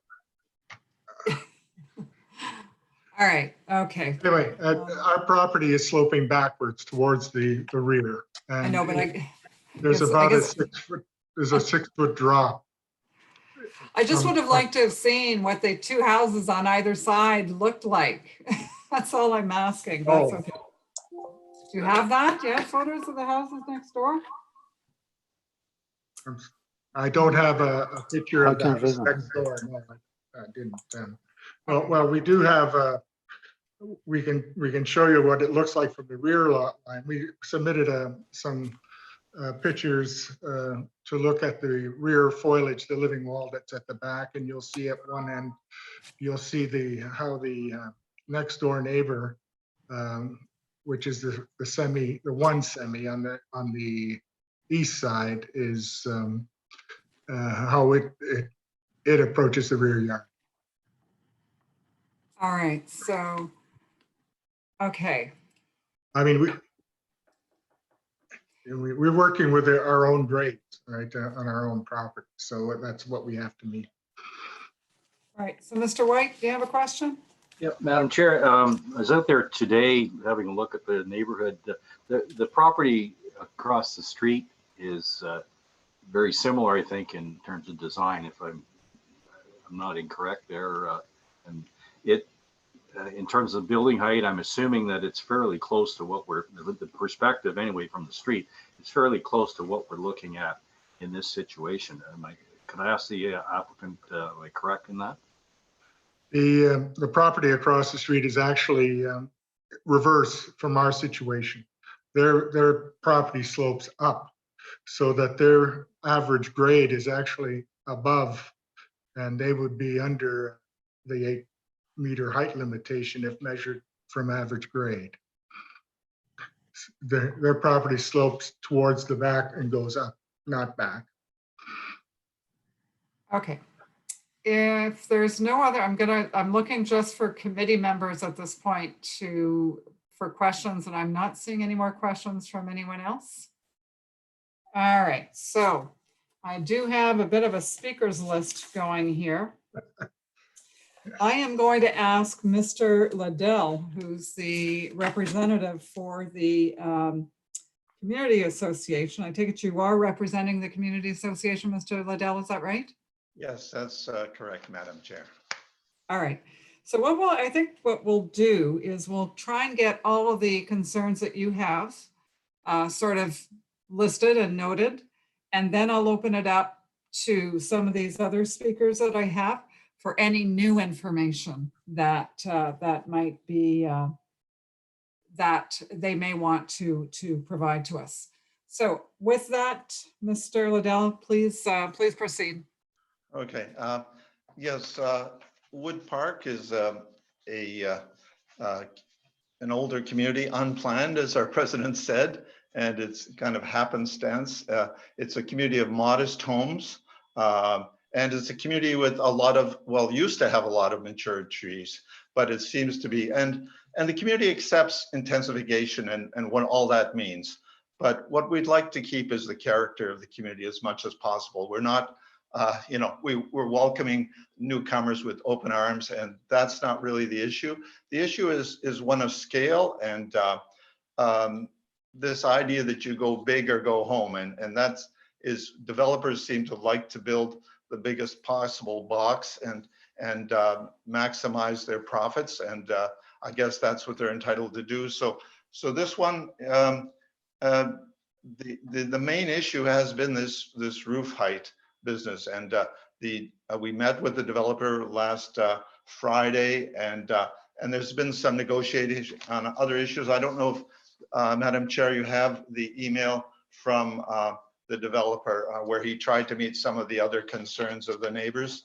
It was just sent out last Tuesday.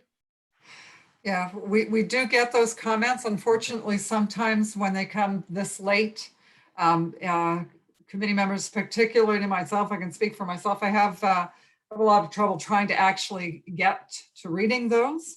Okay. But we do have them. We try and get summaries from staff just to make sure that we're aware of sort of the basis of the concerns. But we do have it. I can tell you we have it. Just, okay. Well, it's just I'm wondering what the status is, because the developer very kindly offered to meet some of our concerns about the existing foliage and the side yard excavations and some of the drainage concerns, all these other things. The issues that are outstanding from the community association point of view are really about the height variances being asked for. There's a mature tree, an 80-year-old tree that seems to be determined that he has to remove. We're not so sure, because the tree is quite healthy and could live another 80 years. And then the other issue is about the rear balcony. We're going to have an elevated rear balcony, and it's going to be, there's going to be a patio down below. We can see people yelling to one another down below, and all that kind of stuff happening. We would just like the balcony that's on the main level scaled back a bit, so maybe that kind of intrusion could be minimized. And with regard to the height, we tried to make him realize that in Wood Park, people don't need 10-foot ceilings. My own ceiling in a relatively new house in the community is 8 feet. So the developer seems to be absolutely determined that he needs to have this kind of vaulted ceiling kind of construction, and backs it up with a threat to kind of go with a flat roof if we don't like it. So we don't want a flat roof. We would just like a little bit of accommodation of the neighborhood's concerns about it. I appreciate the slope makes it difficult, but it can be accommodated with a little bit of sensitivity in the design. He doesn't need to alter a whole lot. Maybe go another foot down and digging his basement. Maybe, as I say, shaving a foot off the ceiling heights, which they're pretty ample. Whatever he chooses, he can accommodate the community context, which he appears willing to do. But this kind of confrontational attitude about he needs this absolute height, or else he's not going to go.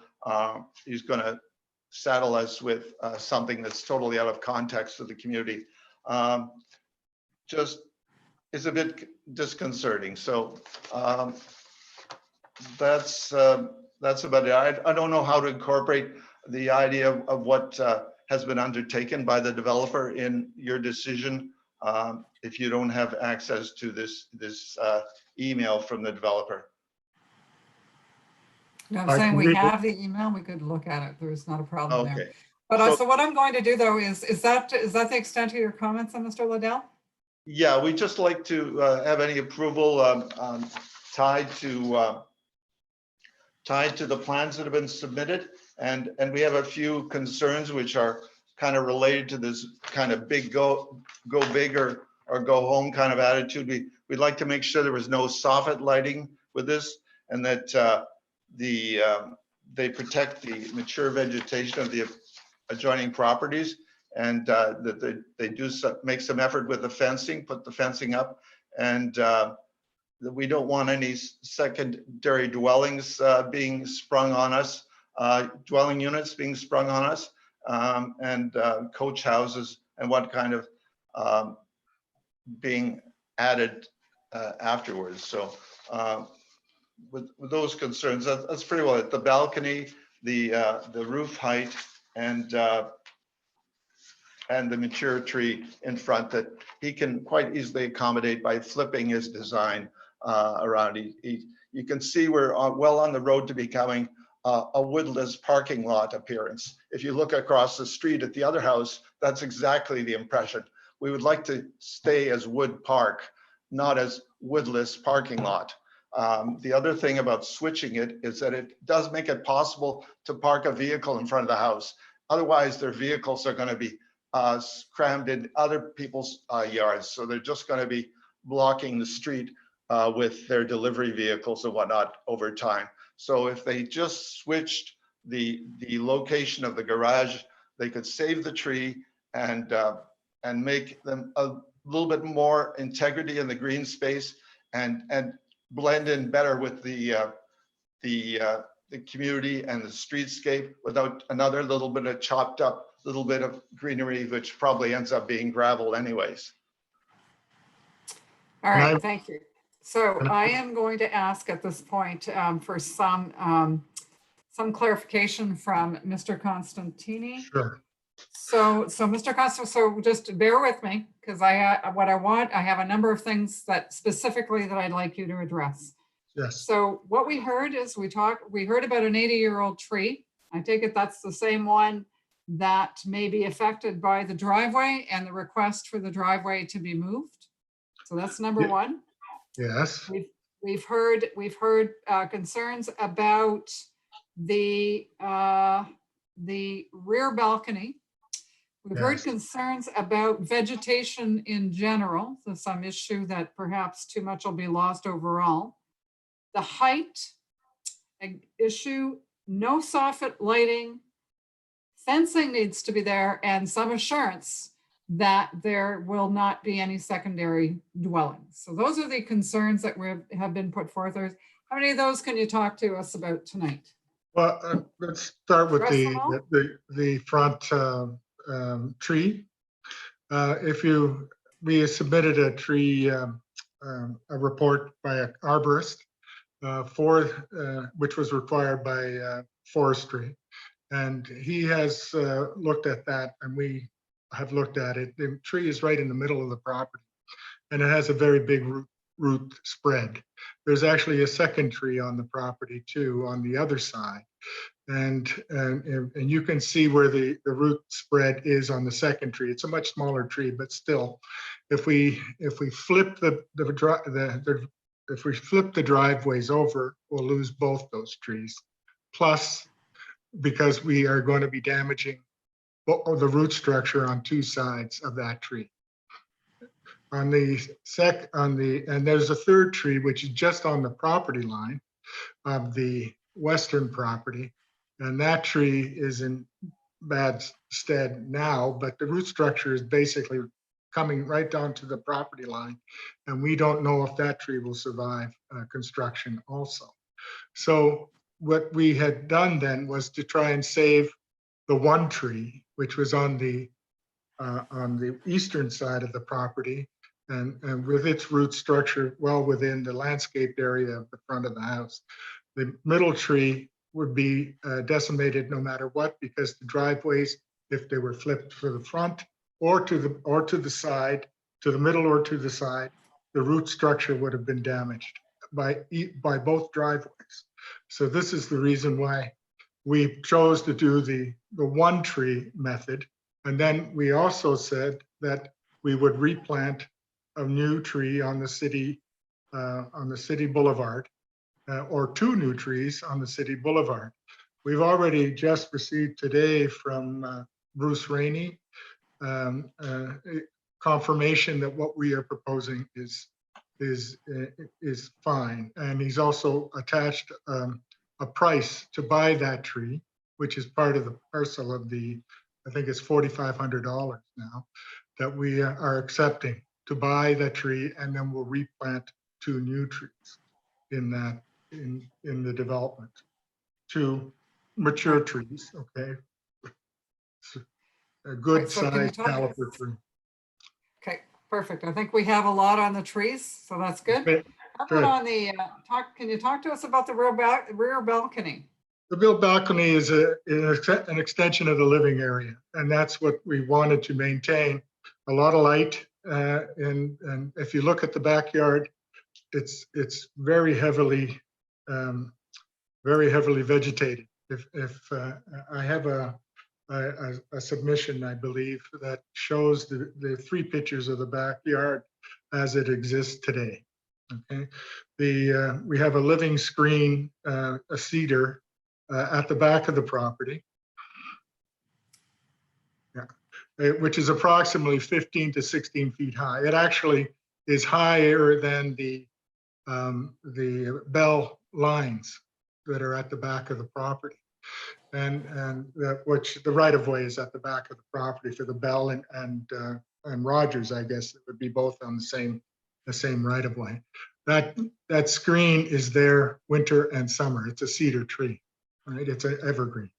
On the sides, we have some other, if you proceed through, you see that we have other vegetation on the one side and on both sides. And this is more deciduous vegetation, so it'll be gone in the winter, and in the summer, it's heavily vegetated. And we were asked if we would put in a screen, and I said sure, but the problem with putting in a fence or a screen, that's the city permits a 6-foot high fence, right? And that's under the fence bylaw.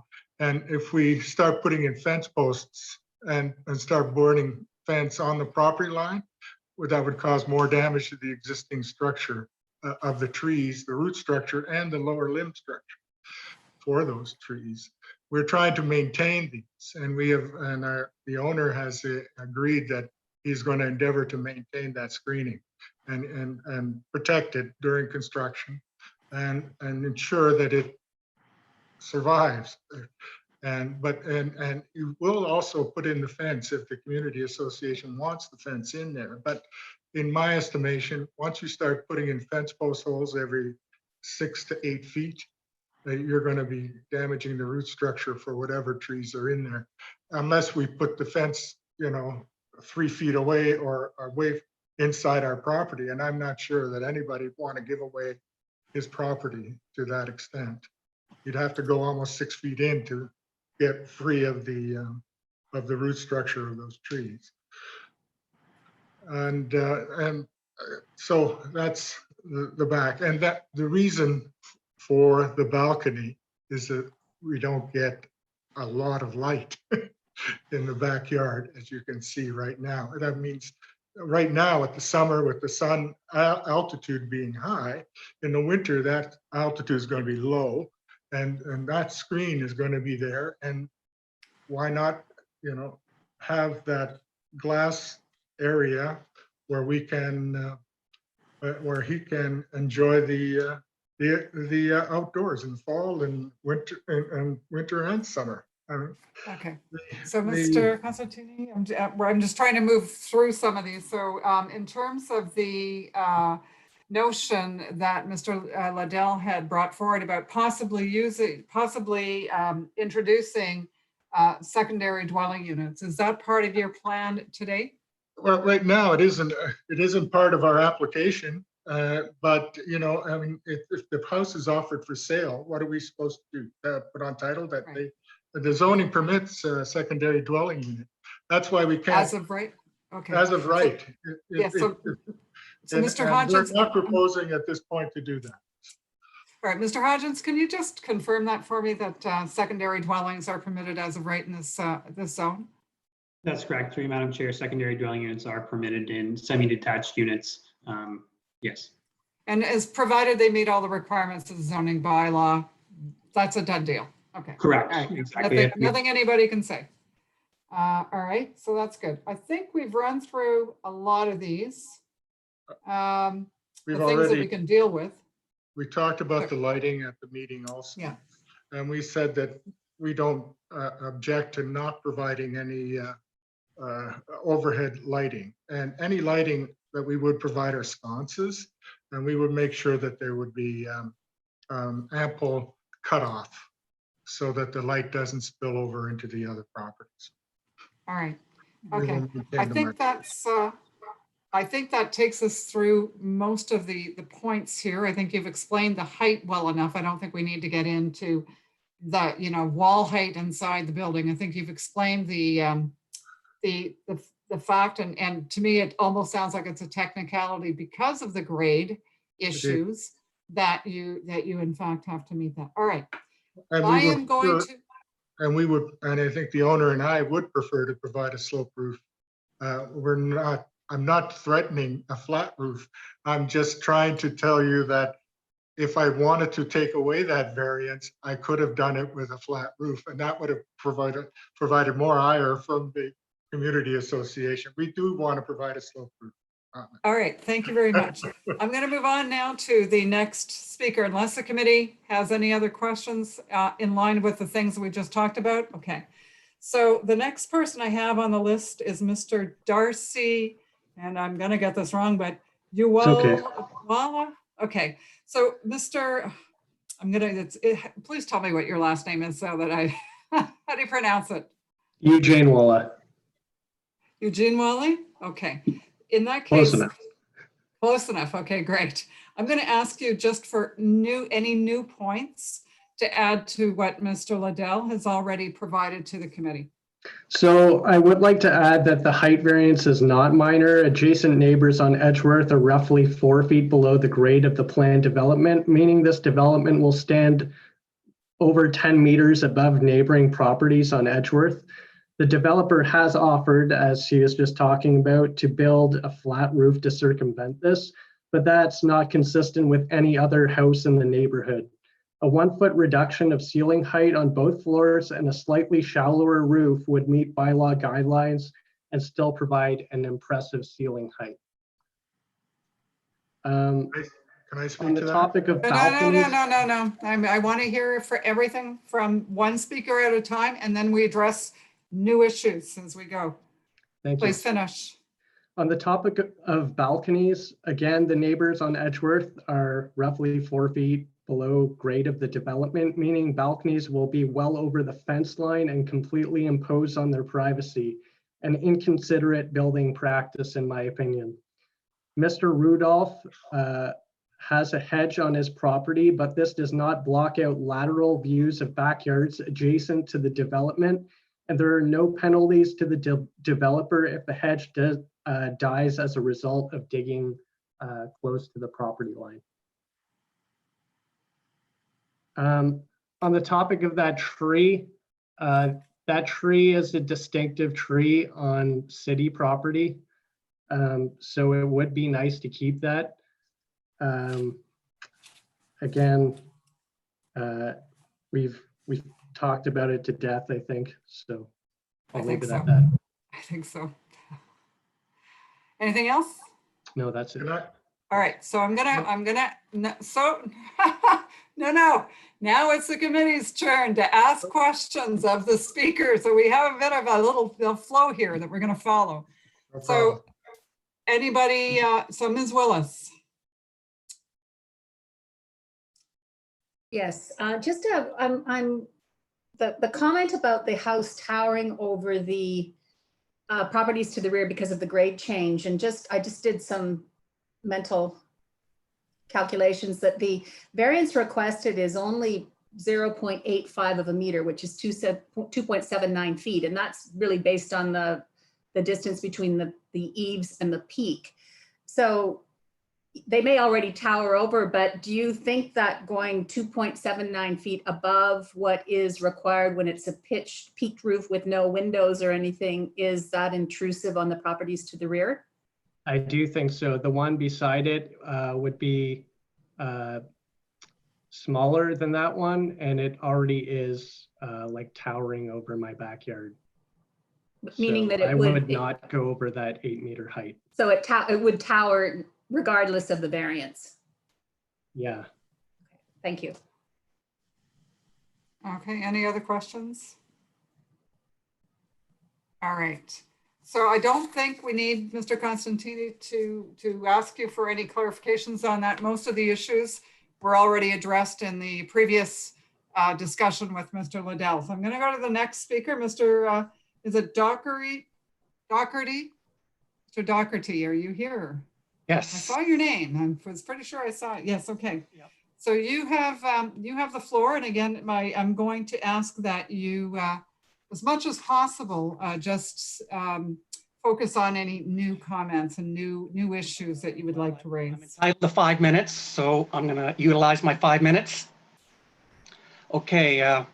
The minor variance at 498 Wentworth should not be allowed, since it does not meet any of the 4 criteria for authorization. The variance is not minor. The destruction of a perfectly fine 2-story structure is not a minor variance. It is an environmental, moral, and economic disaster. The application shows a total disregard for the bylaw. If this dwelling was unlivable or in a state of disrepair, an argument could be made for demolition, but that's not the case here. So point number 2. The variance is desirable for the appropriate development or use of the property. The variance is not desirable for this property or for the majority of residents or the population in general.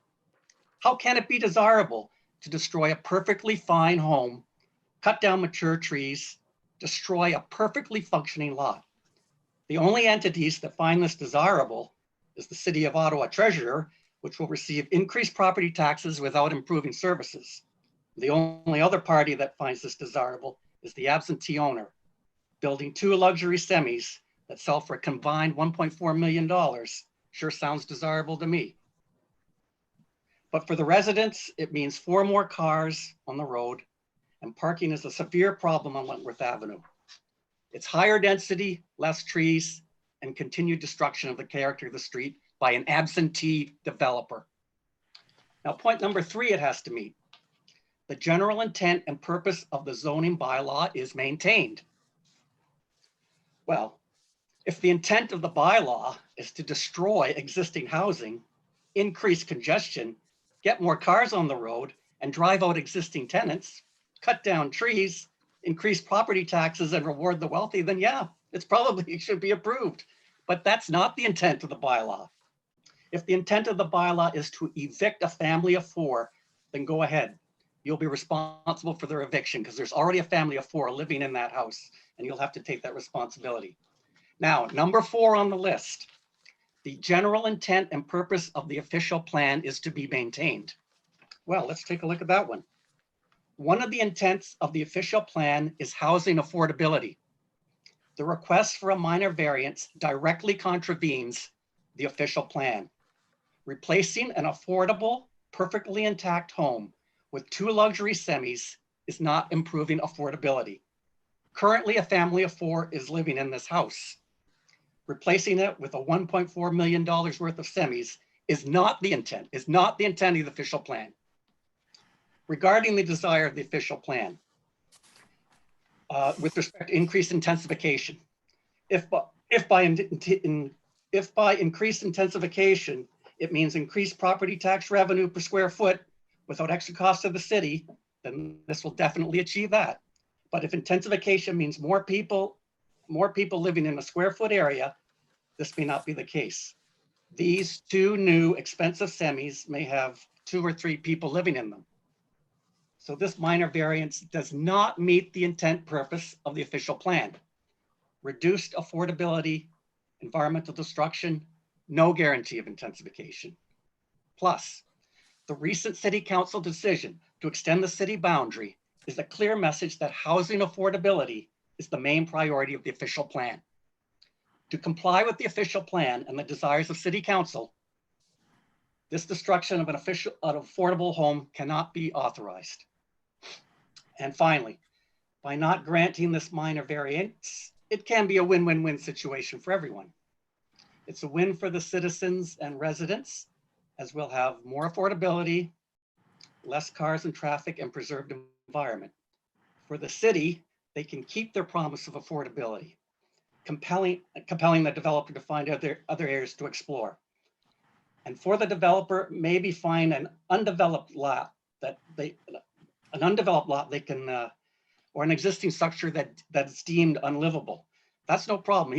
That's what happened with the one across the street. That house was unlivable and they destroyed it. But I can understand that and put up a semi. To destroy this house is unconscionable. The evidence is clear. There is no compelling argument to grant this minor variance. It does not meet the 4 tests. I have complete confidence in the wisdom of this committee to make the proper decision. If this committee gives its consent, it will be directly leading to the eviction of a family of 4. Since this meeting is being viewed on YouTube, this decision will be available for viewing in perpetuity. I do not think anyone on this committee would want to be associated with this eviction. So in this case, the decision is clear. Thank you for your time. All right, thank you, Mr. Doherty. You did raise a lot of new stuff in there for sure. Any questions from the members of the committee? It doesn't meet any of the 4 criteria, so it's, anyway. Thank you, thank you. But I don't see any questions, additional questions by the committee. So we're going to move on to the next speaker. Mr. Argus. Mr. Argus, do we have Mr. Argus with us? That's the last speaker that I had was Mr. Argus, who's neighbor. No, it is getting late. Sometimes we lose people who would otherwise have participated. So then if Mr. Argus is not with us, is there anyone else from the public that would like to speak either for or against this application? Madam Chair, we have Sarah Mahani, soon to be neighbor on the list as well. Okay, did not see that name on my list. Sorry, so can you spell the last name for me, please? Ms. Copper? M-A-H-A-N-E-Y. Okay, so, and it's a Ms. Are you able to hear me at all? Mahani? Oh, hello? Yes, hello. Oh, yes, hi. Hello. Hi. So Sorry, I had to figure out how to address? work it there. Okay. I just want to make sure we have your address. Can you tell us? Yes, so my current address is 4 Varley Drive, so V-A-R-L-E-Y. Yeah, okay. But I will be moving into the property right behind come September. It also noted that that property belongs to my grandfather right now. So I really just wanted to say that I completely agree with the other members of the community and their concerns with particularly the balcony for me, as I am directly behind. There is vegetation there right now. However, if that was to die, again, because a fence goes up because of this, that, or whatever, then I would need to put a 10 to 12 foot fence in order to block out the balcony view. The balcony is 6 feet above. Put another 6-foot person on there, and that's 12 feet looking right down into my backyard. So the balcony is very intrusive for me personally. I'm also a bit concerned about drainage because it is all going downhill. So I just wanted to put that on record that I am a little bit concerned about drainage, everything going down, all the water going down into my basement, basically. All right. I can tell you that as part of the building permit process that the flows of water on the property and how it affects the adjacent properties, that's actually looked at fairly closely from our building code people. So as part of the whole building application.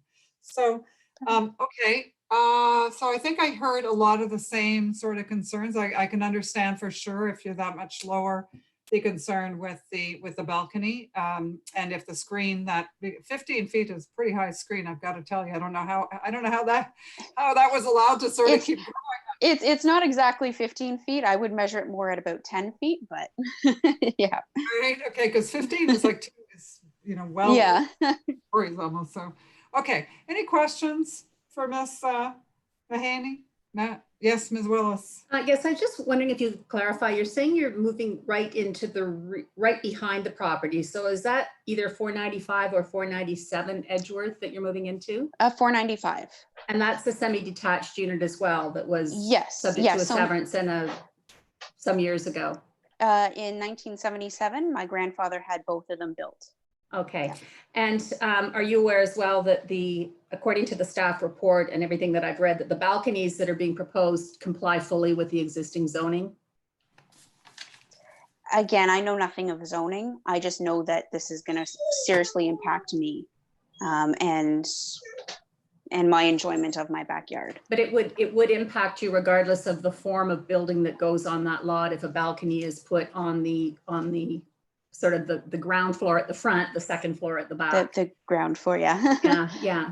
Yeah, and they do have another outdoor living space planned to go on the actual ground level at the back. But again, I just wanted to put my support out there to all of my neighbors. Okay.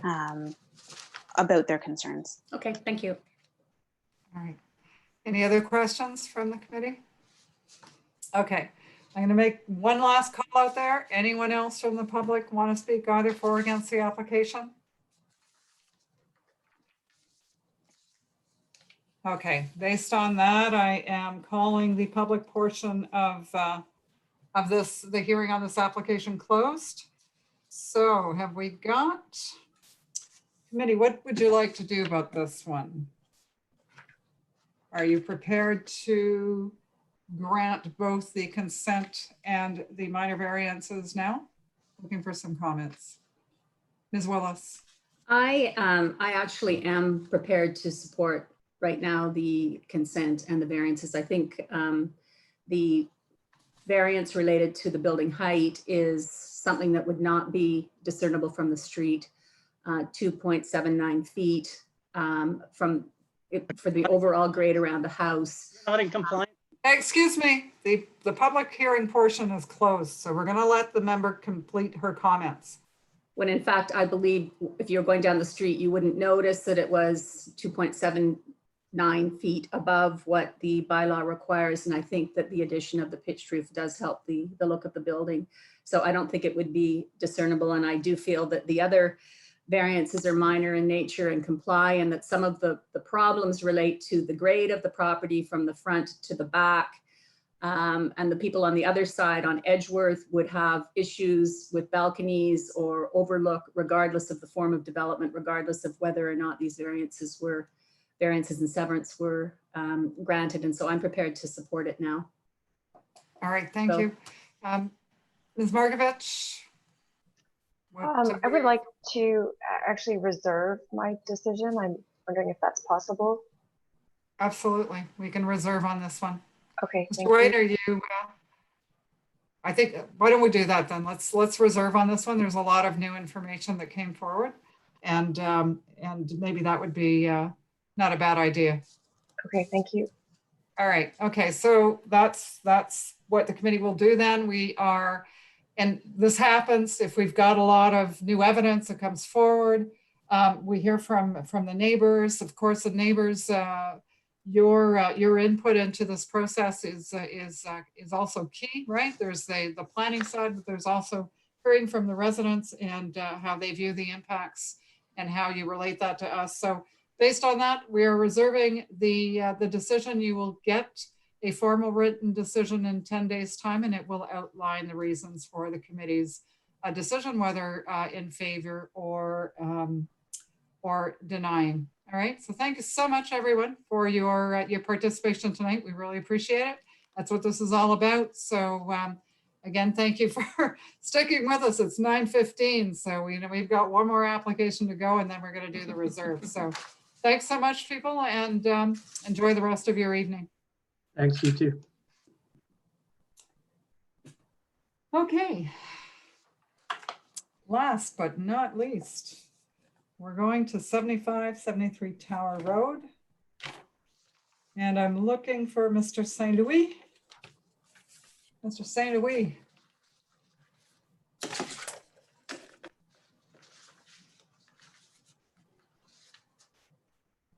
You got Mr. St. Louis?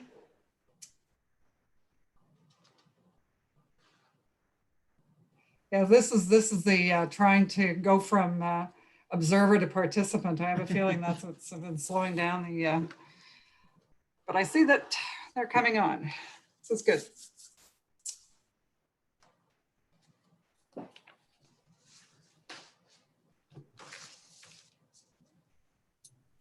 Hello. Hello. Hi there. Thanks for your patience. No problem. So we will need to do a statutory declaration on this for the sign posting. So do you solemnly swear or affirm that the notice provided to you as part of the application process and by the committee was posted first on the property to which the application applies, secondly, that it was posted for the prescribed number of days, and thirdly, that it was at all times visible and legible? Do you swear? Sorry, do you swear or affirm? Yes, I do affirm. All right, thank you very much. Okay, so we're going to ask for a presentation from you. I don't see any need to change any housekeeping matters on your notice or otherwise. So if you would please just give us a brief overview of the application, that would be appreciated. Sure. So we've applied for this same set of minor variances several times in this neighborhood. And we're not the only builders in the neighborhood that have gone through this. There's been more than a dozen applications for reduced lot area, reduced lot width, and in most recent years, the reduced rear yard setback. So it's nothing out of the ordinary that we're asking for. In fact, there's been a few new builds in the neighborhood that have gone to the very limits of their allowable building area, and we've never done that. And this is an example of that. We're not going to the limits of the buildable area with these applications. So what we're asking for is a reduced lot area to accommodate the smaller lots and a reduced lot width from 60 feet to 50 feet or whatever that conversion is in meters. So like I said, it's that we haven't really changed anything from previous applications. We're not asking for anything that hasn't been approved in the past. And that's about as far as I think I need to go. All right, any questions for Mr.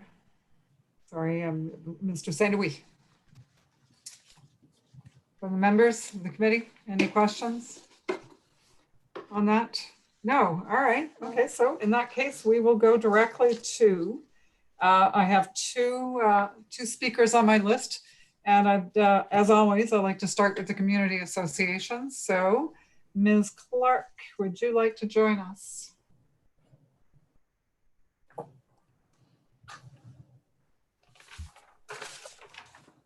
Good evening. Good evening.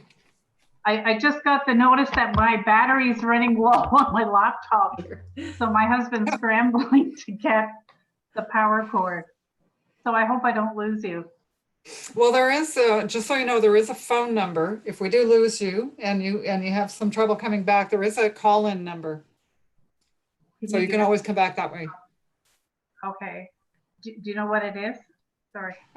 So Ms. Pepworth, can you provide us with that just quickly in case this happens? Yes, just give me one moment, please.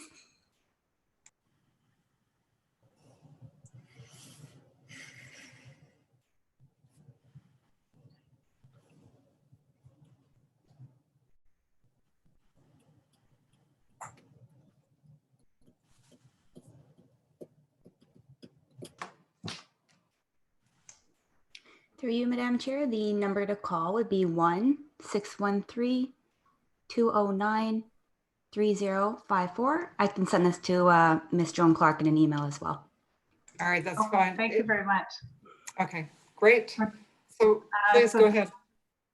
Joan Clark, President of City View Community Association, 100 Rita Avenue.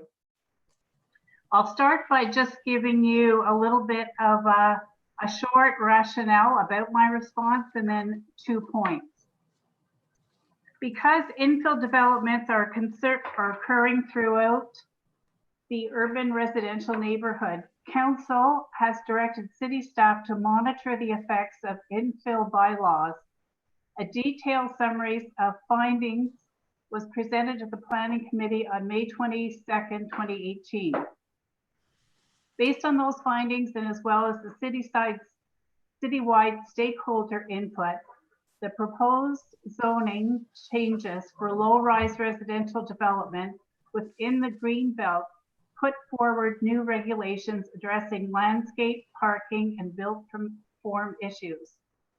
The proposals are currently scheduled to go to Planning Committee on August 27th of this year, after ongoing discussions with the Greater Ottawa Home Builders Association, GOBA, and the Federation of Citizens Associations of Ottawa, the FCA. I'm just plugging in my, okay, we're good. Excellent. So my first point is about the infill. The intent of the revised proposal is to prioritize landscaping first by requiring a percentage, 30% has been put forward by city staff, of a front yard and corner side yard of each lot that must be consolidated and used solely for soft landscaping before any other incidental use is permitted in a front and corner side yard. So a couple of questions I have is, I looked on the plans and there is no landscaping plan. There are trees on the lot. I don't know what's going to happen to the trees. And maybe ask planning, looking at this landscaping first, should we not be asking for a landscaping plan to come ahead? Because the variance does reflect directly on landscaping. And if city is going to say landscaping first, I think we have to be consistent in what we grant. So that's my first point. The second point is the rear yard projection. So the talks between GOBA and the city and FCA, they're saying that they're willing to accept, GOBA is willing to accept the restriction on balconies and decks in the rear yard as follows. So they're saying 1.2. The bylaw now, I know, is 2, and that's what we have to abide by, but we're asking for a variance of a bigger projection. So if the future and the protection of green space is in a less projection, how could we grant at this time, with all we know, of more of a projection?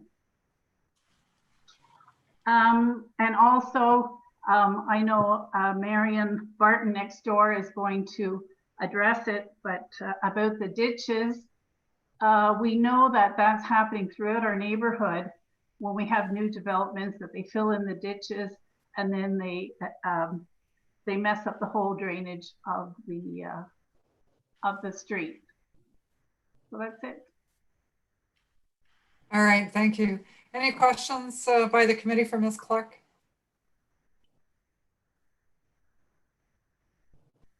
Mr. White. Thank you, Madam Chair. Thank you, Ms. Clark, very much.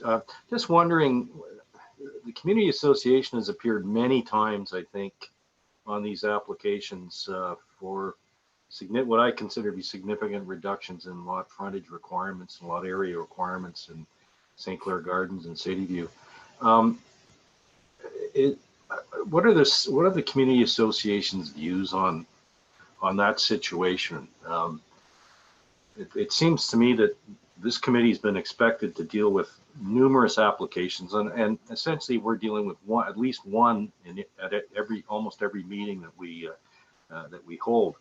What's the Community Association's position on the variances with respect to yard frontage and lot area requirements of the 50-foot lot situation? Well, as you know, what we are for development. Of course, we don't like change. Nobody does, you know. But looking at the future, we are for development. And I know Dan has had other houses with his dad in the neighborhood, and they've been very respectful developers. We're just worried. There are some streets that are just being clear cut of all the trees. I heard tonight from another application about lighting. Like when you turn into our neighborhood now, there are 4 new infill houses on Granton, and it looks like it's a mall because the lights are all bright and there are absolutely no trees. And the character of our neighborhood is trees. So like in this backyard, there are 2 trees in the backyard.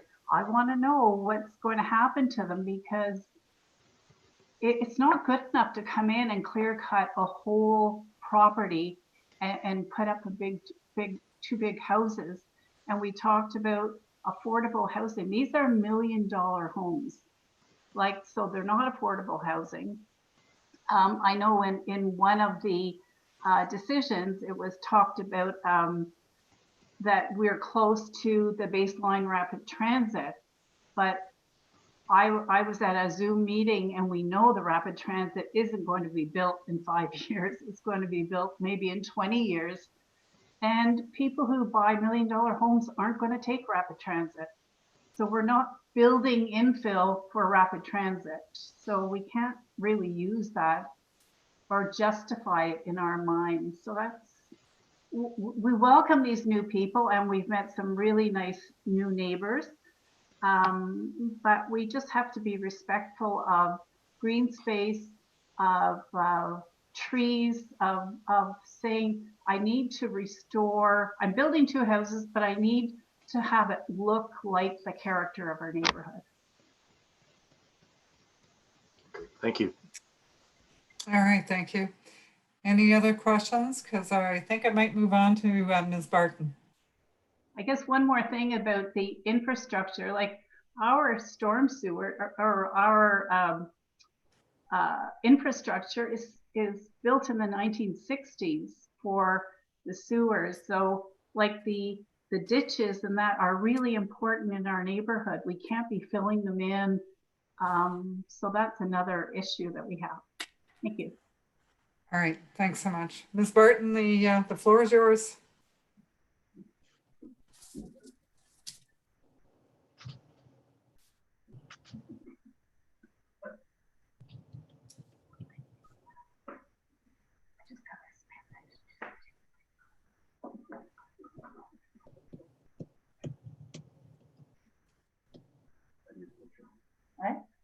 Okay, up there. Got it? Now I'm unmuted. I was trying to do the little one at the bottom, okay? You're good. We can hear you now. Perfect. Good. I live at 71 Tower Road. I bought this house in 1970. That was before we had, we still don't have storm sewers. We didn't even have water. And we were given 4 lots so that we had room for the septic system. And I am at 71, so my other part of my property is 73, which I sent you a picture of. You should have that, I expect. Right? Yes, I'm sure we do. But you don't have it in front of you. Okay. No. So I would really like to keep number 73. Yes, There you go. this is right. Okay, the picture on your left shows the other half of my property, and that is should be 73 Tower. The white building is my side of my garage. Of course, the whole thing right now is called 71. But I would really like to keep the numbers in sync on the street, because you know the neighbor on the other side of me, on the east side, he's an infill house. So the numbers were 67, and then the infill was 69. I'm 71, and this space should be 73. And so the new number should be 75 and 77.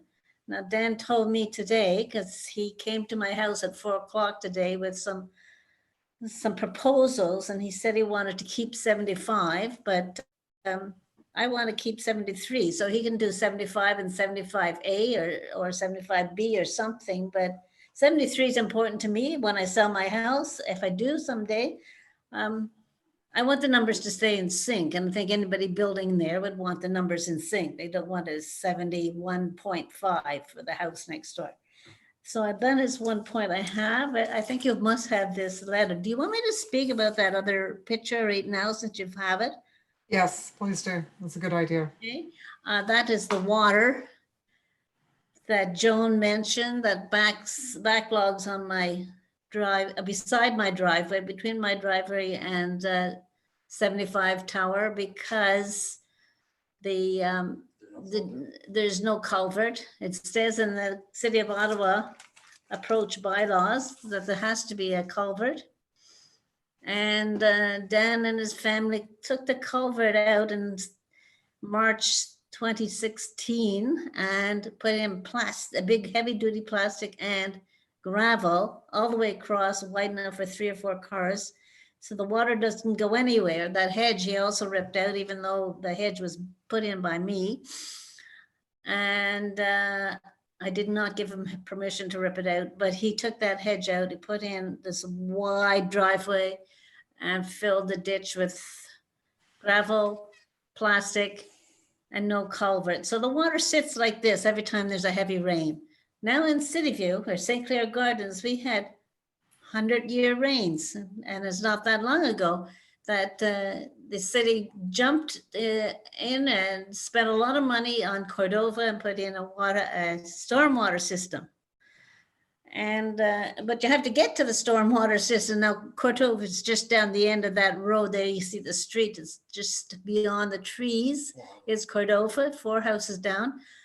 But the water's not getting there because of this blocked area in the ditch. I'd want that open.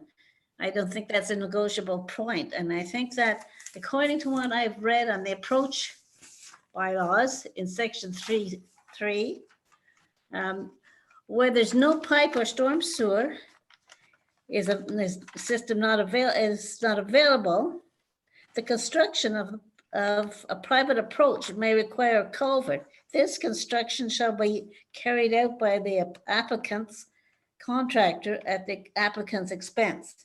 And it says the applicant shall pay an inspection fee for the culvert installation as described in Schedule A of that.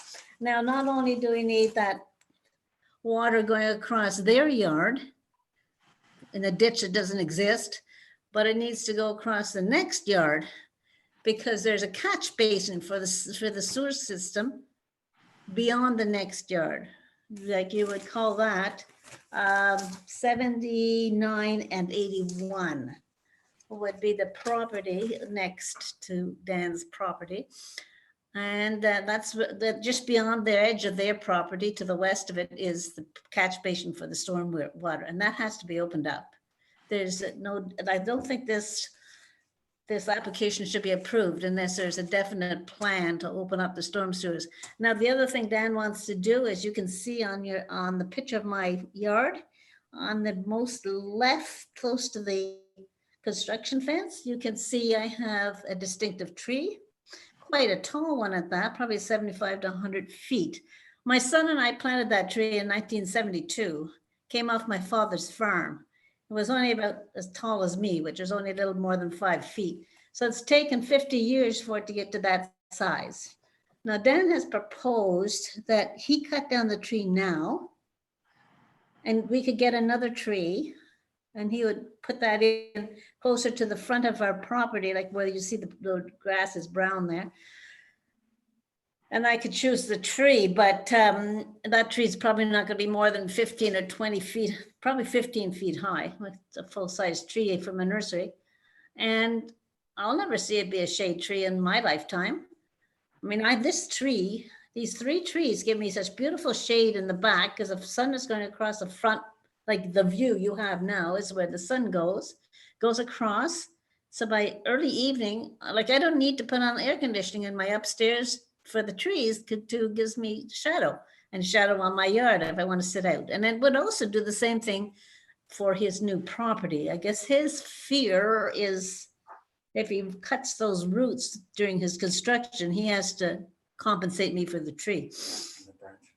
And he feels that he could, he says he can cut all the branches on his side over the fence. Well, there's a big storage container there that's been there for about 4 years, and the tree has somehow managed to survive it. So I don't know. The tree is 4 feet from between 3 and 4 feet away from the fence, the lot line. And it is a distinctive tree, as are the 2 trees in the backyard, which you cannot see, but they're the ones that Joan talked about. But these trees absorb so much water.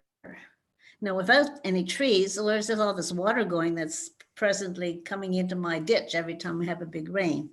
So those things I'd like to have you people think about, address them. I really want my number 7173. And I really want to keep that tree. I mean, Dan has suggested, I know he suggested that we could get another tree, but I really do want that tree. And I think that's pretty well all I had to say, but I had it all written down. Oh yes, and I did get in touch with Bylaw on March 2016 and asked them to do something about the ditch and the water and the closed in area, the plastic. And I did have a number from Bylaw and discussions with Peter Grinstadt, but nothing's ever became of them. And I do have the paper and the number right here if you'd like it. But it was on the papers that I emailed you. All right, then we have them. You know, we have. I've tried very hard to get this open on my own, and Dan just doesn't do it. Doesn't open it, so I have to have a wait now to make him open it. And I really hope you'll take care of that, because it is part of it is part of our neighborhood is to have the water moving, and there's no sewer. There's no doubt. I'm sorry. So thank you, Ms. Martin, because we are aware that there are stormwater management issues in the area. And because we hear a lot from the residents about that. And I agree, it would be nice to have a little more attention by the city staff to do that. We're actually hoping to re-enter into some of those discussions with them to see where they're at. It's been a little while since we talked to them about it the last time, so we'll do that. I do have a question for you, Mr. Hodgins. Oh, sorry, I wanted to get to staff to address another one of your concerns. So, it must be Ms. Ramirez on this application? Pardon me? That is correct, Madam Chair. I'm asking staff a question. I want to try and address some of your issues. So, Ms. Ramirez, on the numbering for the housing, how is that dealt with? Like, so what would Ms. Barton's best approach be in order to resolve all of that? For you, Madam Chair, we have an addressing department that gives out addresses. So that would be the best approach to deal with this issue, to get them to comment on why this number was given.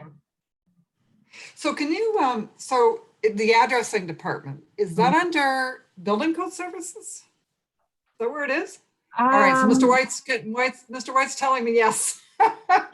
5 years ago, it was under the Building Code Services. When a building permit's issued, there's the assignment of street addresses, but and I believe there's someone specifically assigned to that.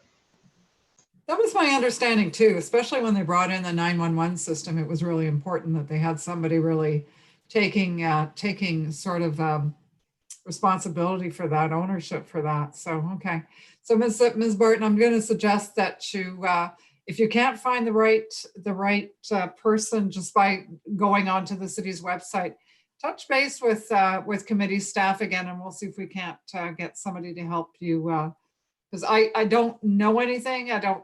So Mr. St. Louis, I take it that the decision hasn't been made yet, has it, by the city? Well, we've been in this position before in the neighborhood, and I guess the problem is there's no rhyme or reason as to which direction extra numbers are selected. There's several developments that have been in a position where they haven't had an extra number to select, and they end up with an A or a B. But as far as I'm concerned, there's no specific number that you are entitled to with a property, because if that was the case, then on the other side of our lot, those people could be complaining that they're entitled to 77 and we would have no numbers to choose from. So I find that interesting because, you know, in the property that I'm at right now, I bought a property thinking I had this municipal address, and the next thing I knew, I was told, nope, that's not the one you have anymore. This is the one you have. So I'm always amazed by things like that. So we had to change everything, yeah. Including anyway.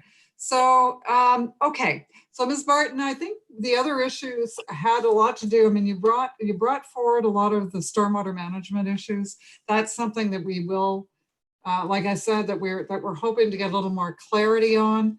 But otherwise, I don't, I'm just looking at your comments, the numbering, the impacts of stormwater. Okay, I don't think there's any more information I can offer you at this point. Does anyone, Ms. Willis, did you want to speak? Sorry, I'm going straight to the committee members at this point. Just really yes. A question of staff. I see in the summary report of comments that Forestry Services did not comment on this application. I'm just wondering if I've missed something or whether they did actually submit comments. Through you, Madam Chair.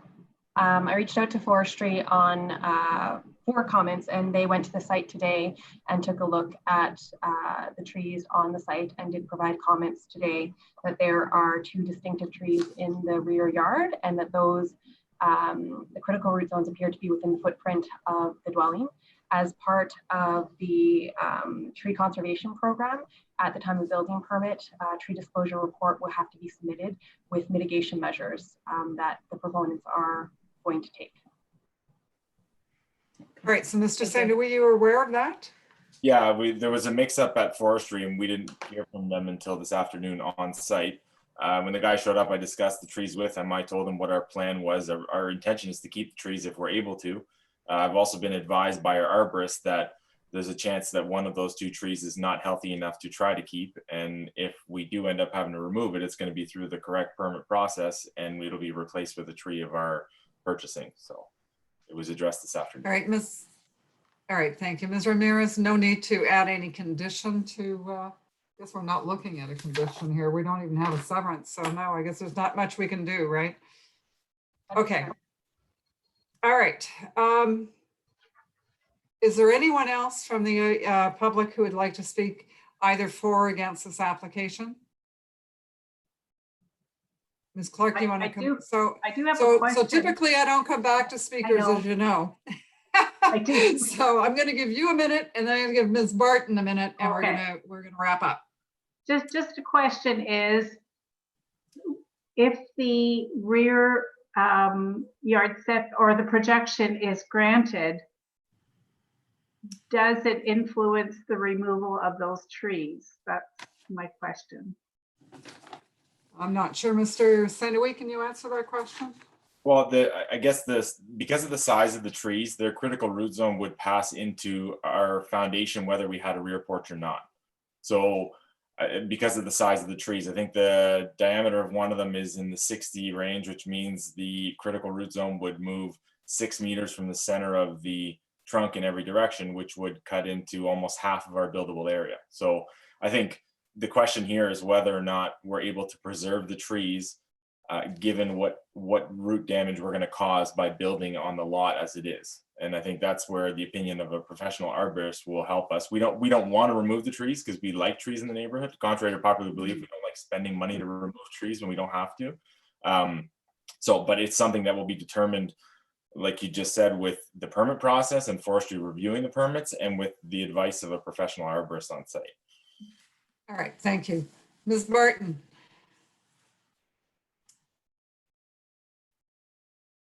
You're on mute, Ms. Barton. I need you to unmute. Thank you.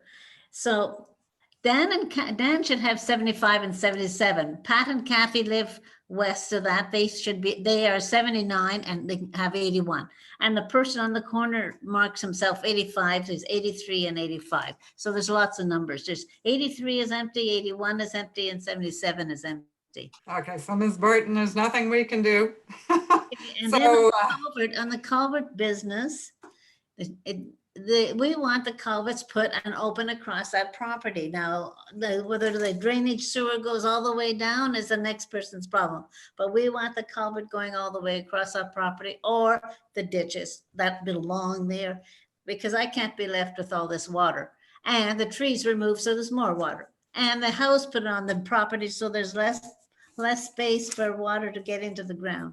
It's all one thing after another. It's all bringing water back on top of me. We have to open that ditch that used to be open, put the culverts in so they have a proper approach, and that needs to be part of the application. If you're not going to make the city open so everything. Ms. Barton, we can't. So that, I don't know if you were with us at the beginning of the meeting, but I think, I was pretty clear that there's only certain things that the committee can deal with. This is not one of them. So this is a separate issue, but the one that deals with it.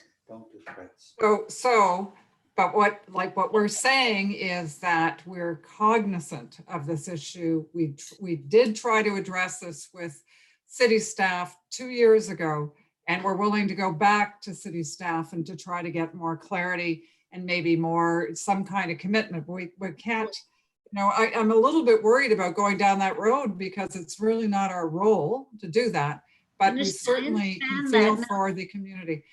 So Ms. Barton, have you got any last comments, please? I really do want to close the public hearing. For a name of a counselor who could help me. Because Rick Shirley I sent him emails this week, he has not responded. So there's another counselor that could help me with this.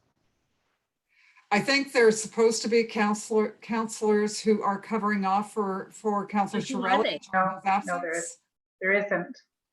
There isn't. I thought they had done that. Okay. Because he's still on the job. Yeah, but even at that, I had understood that because he wasn't. Okay. No.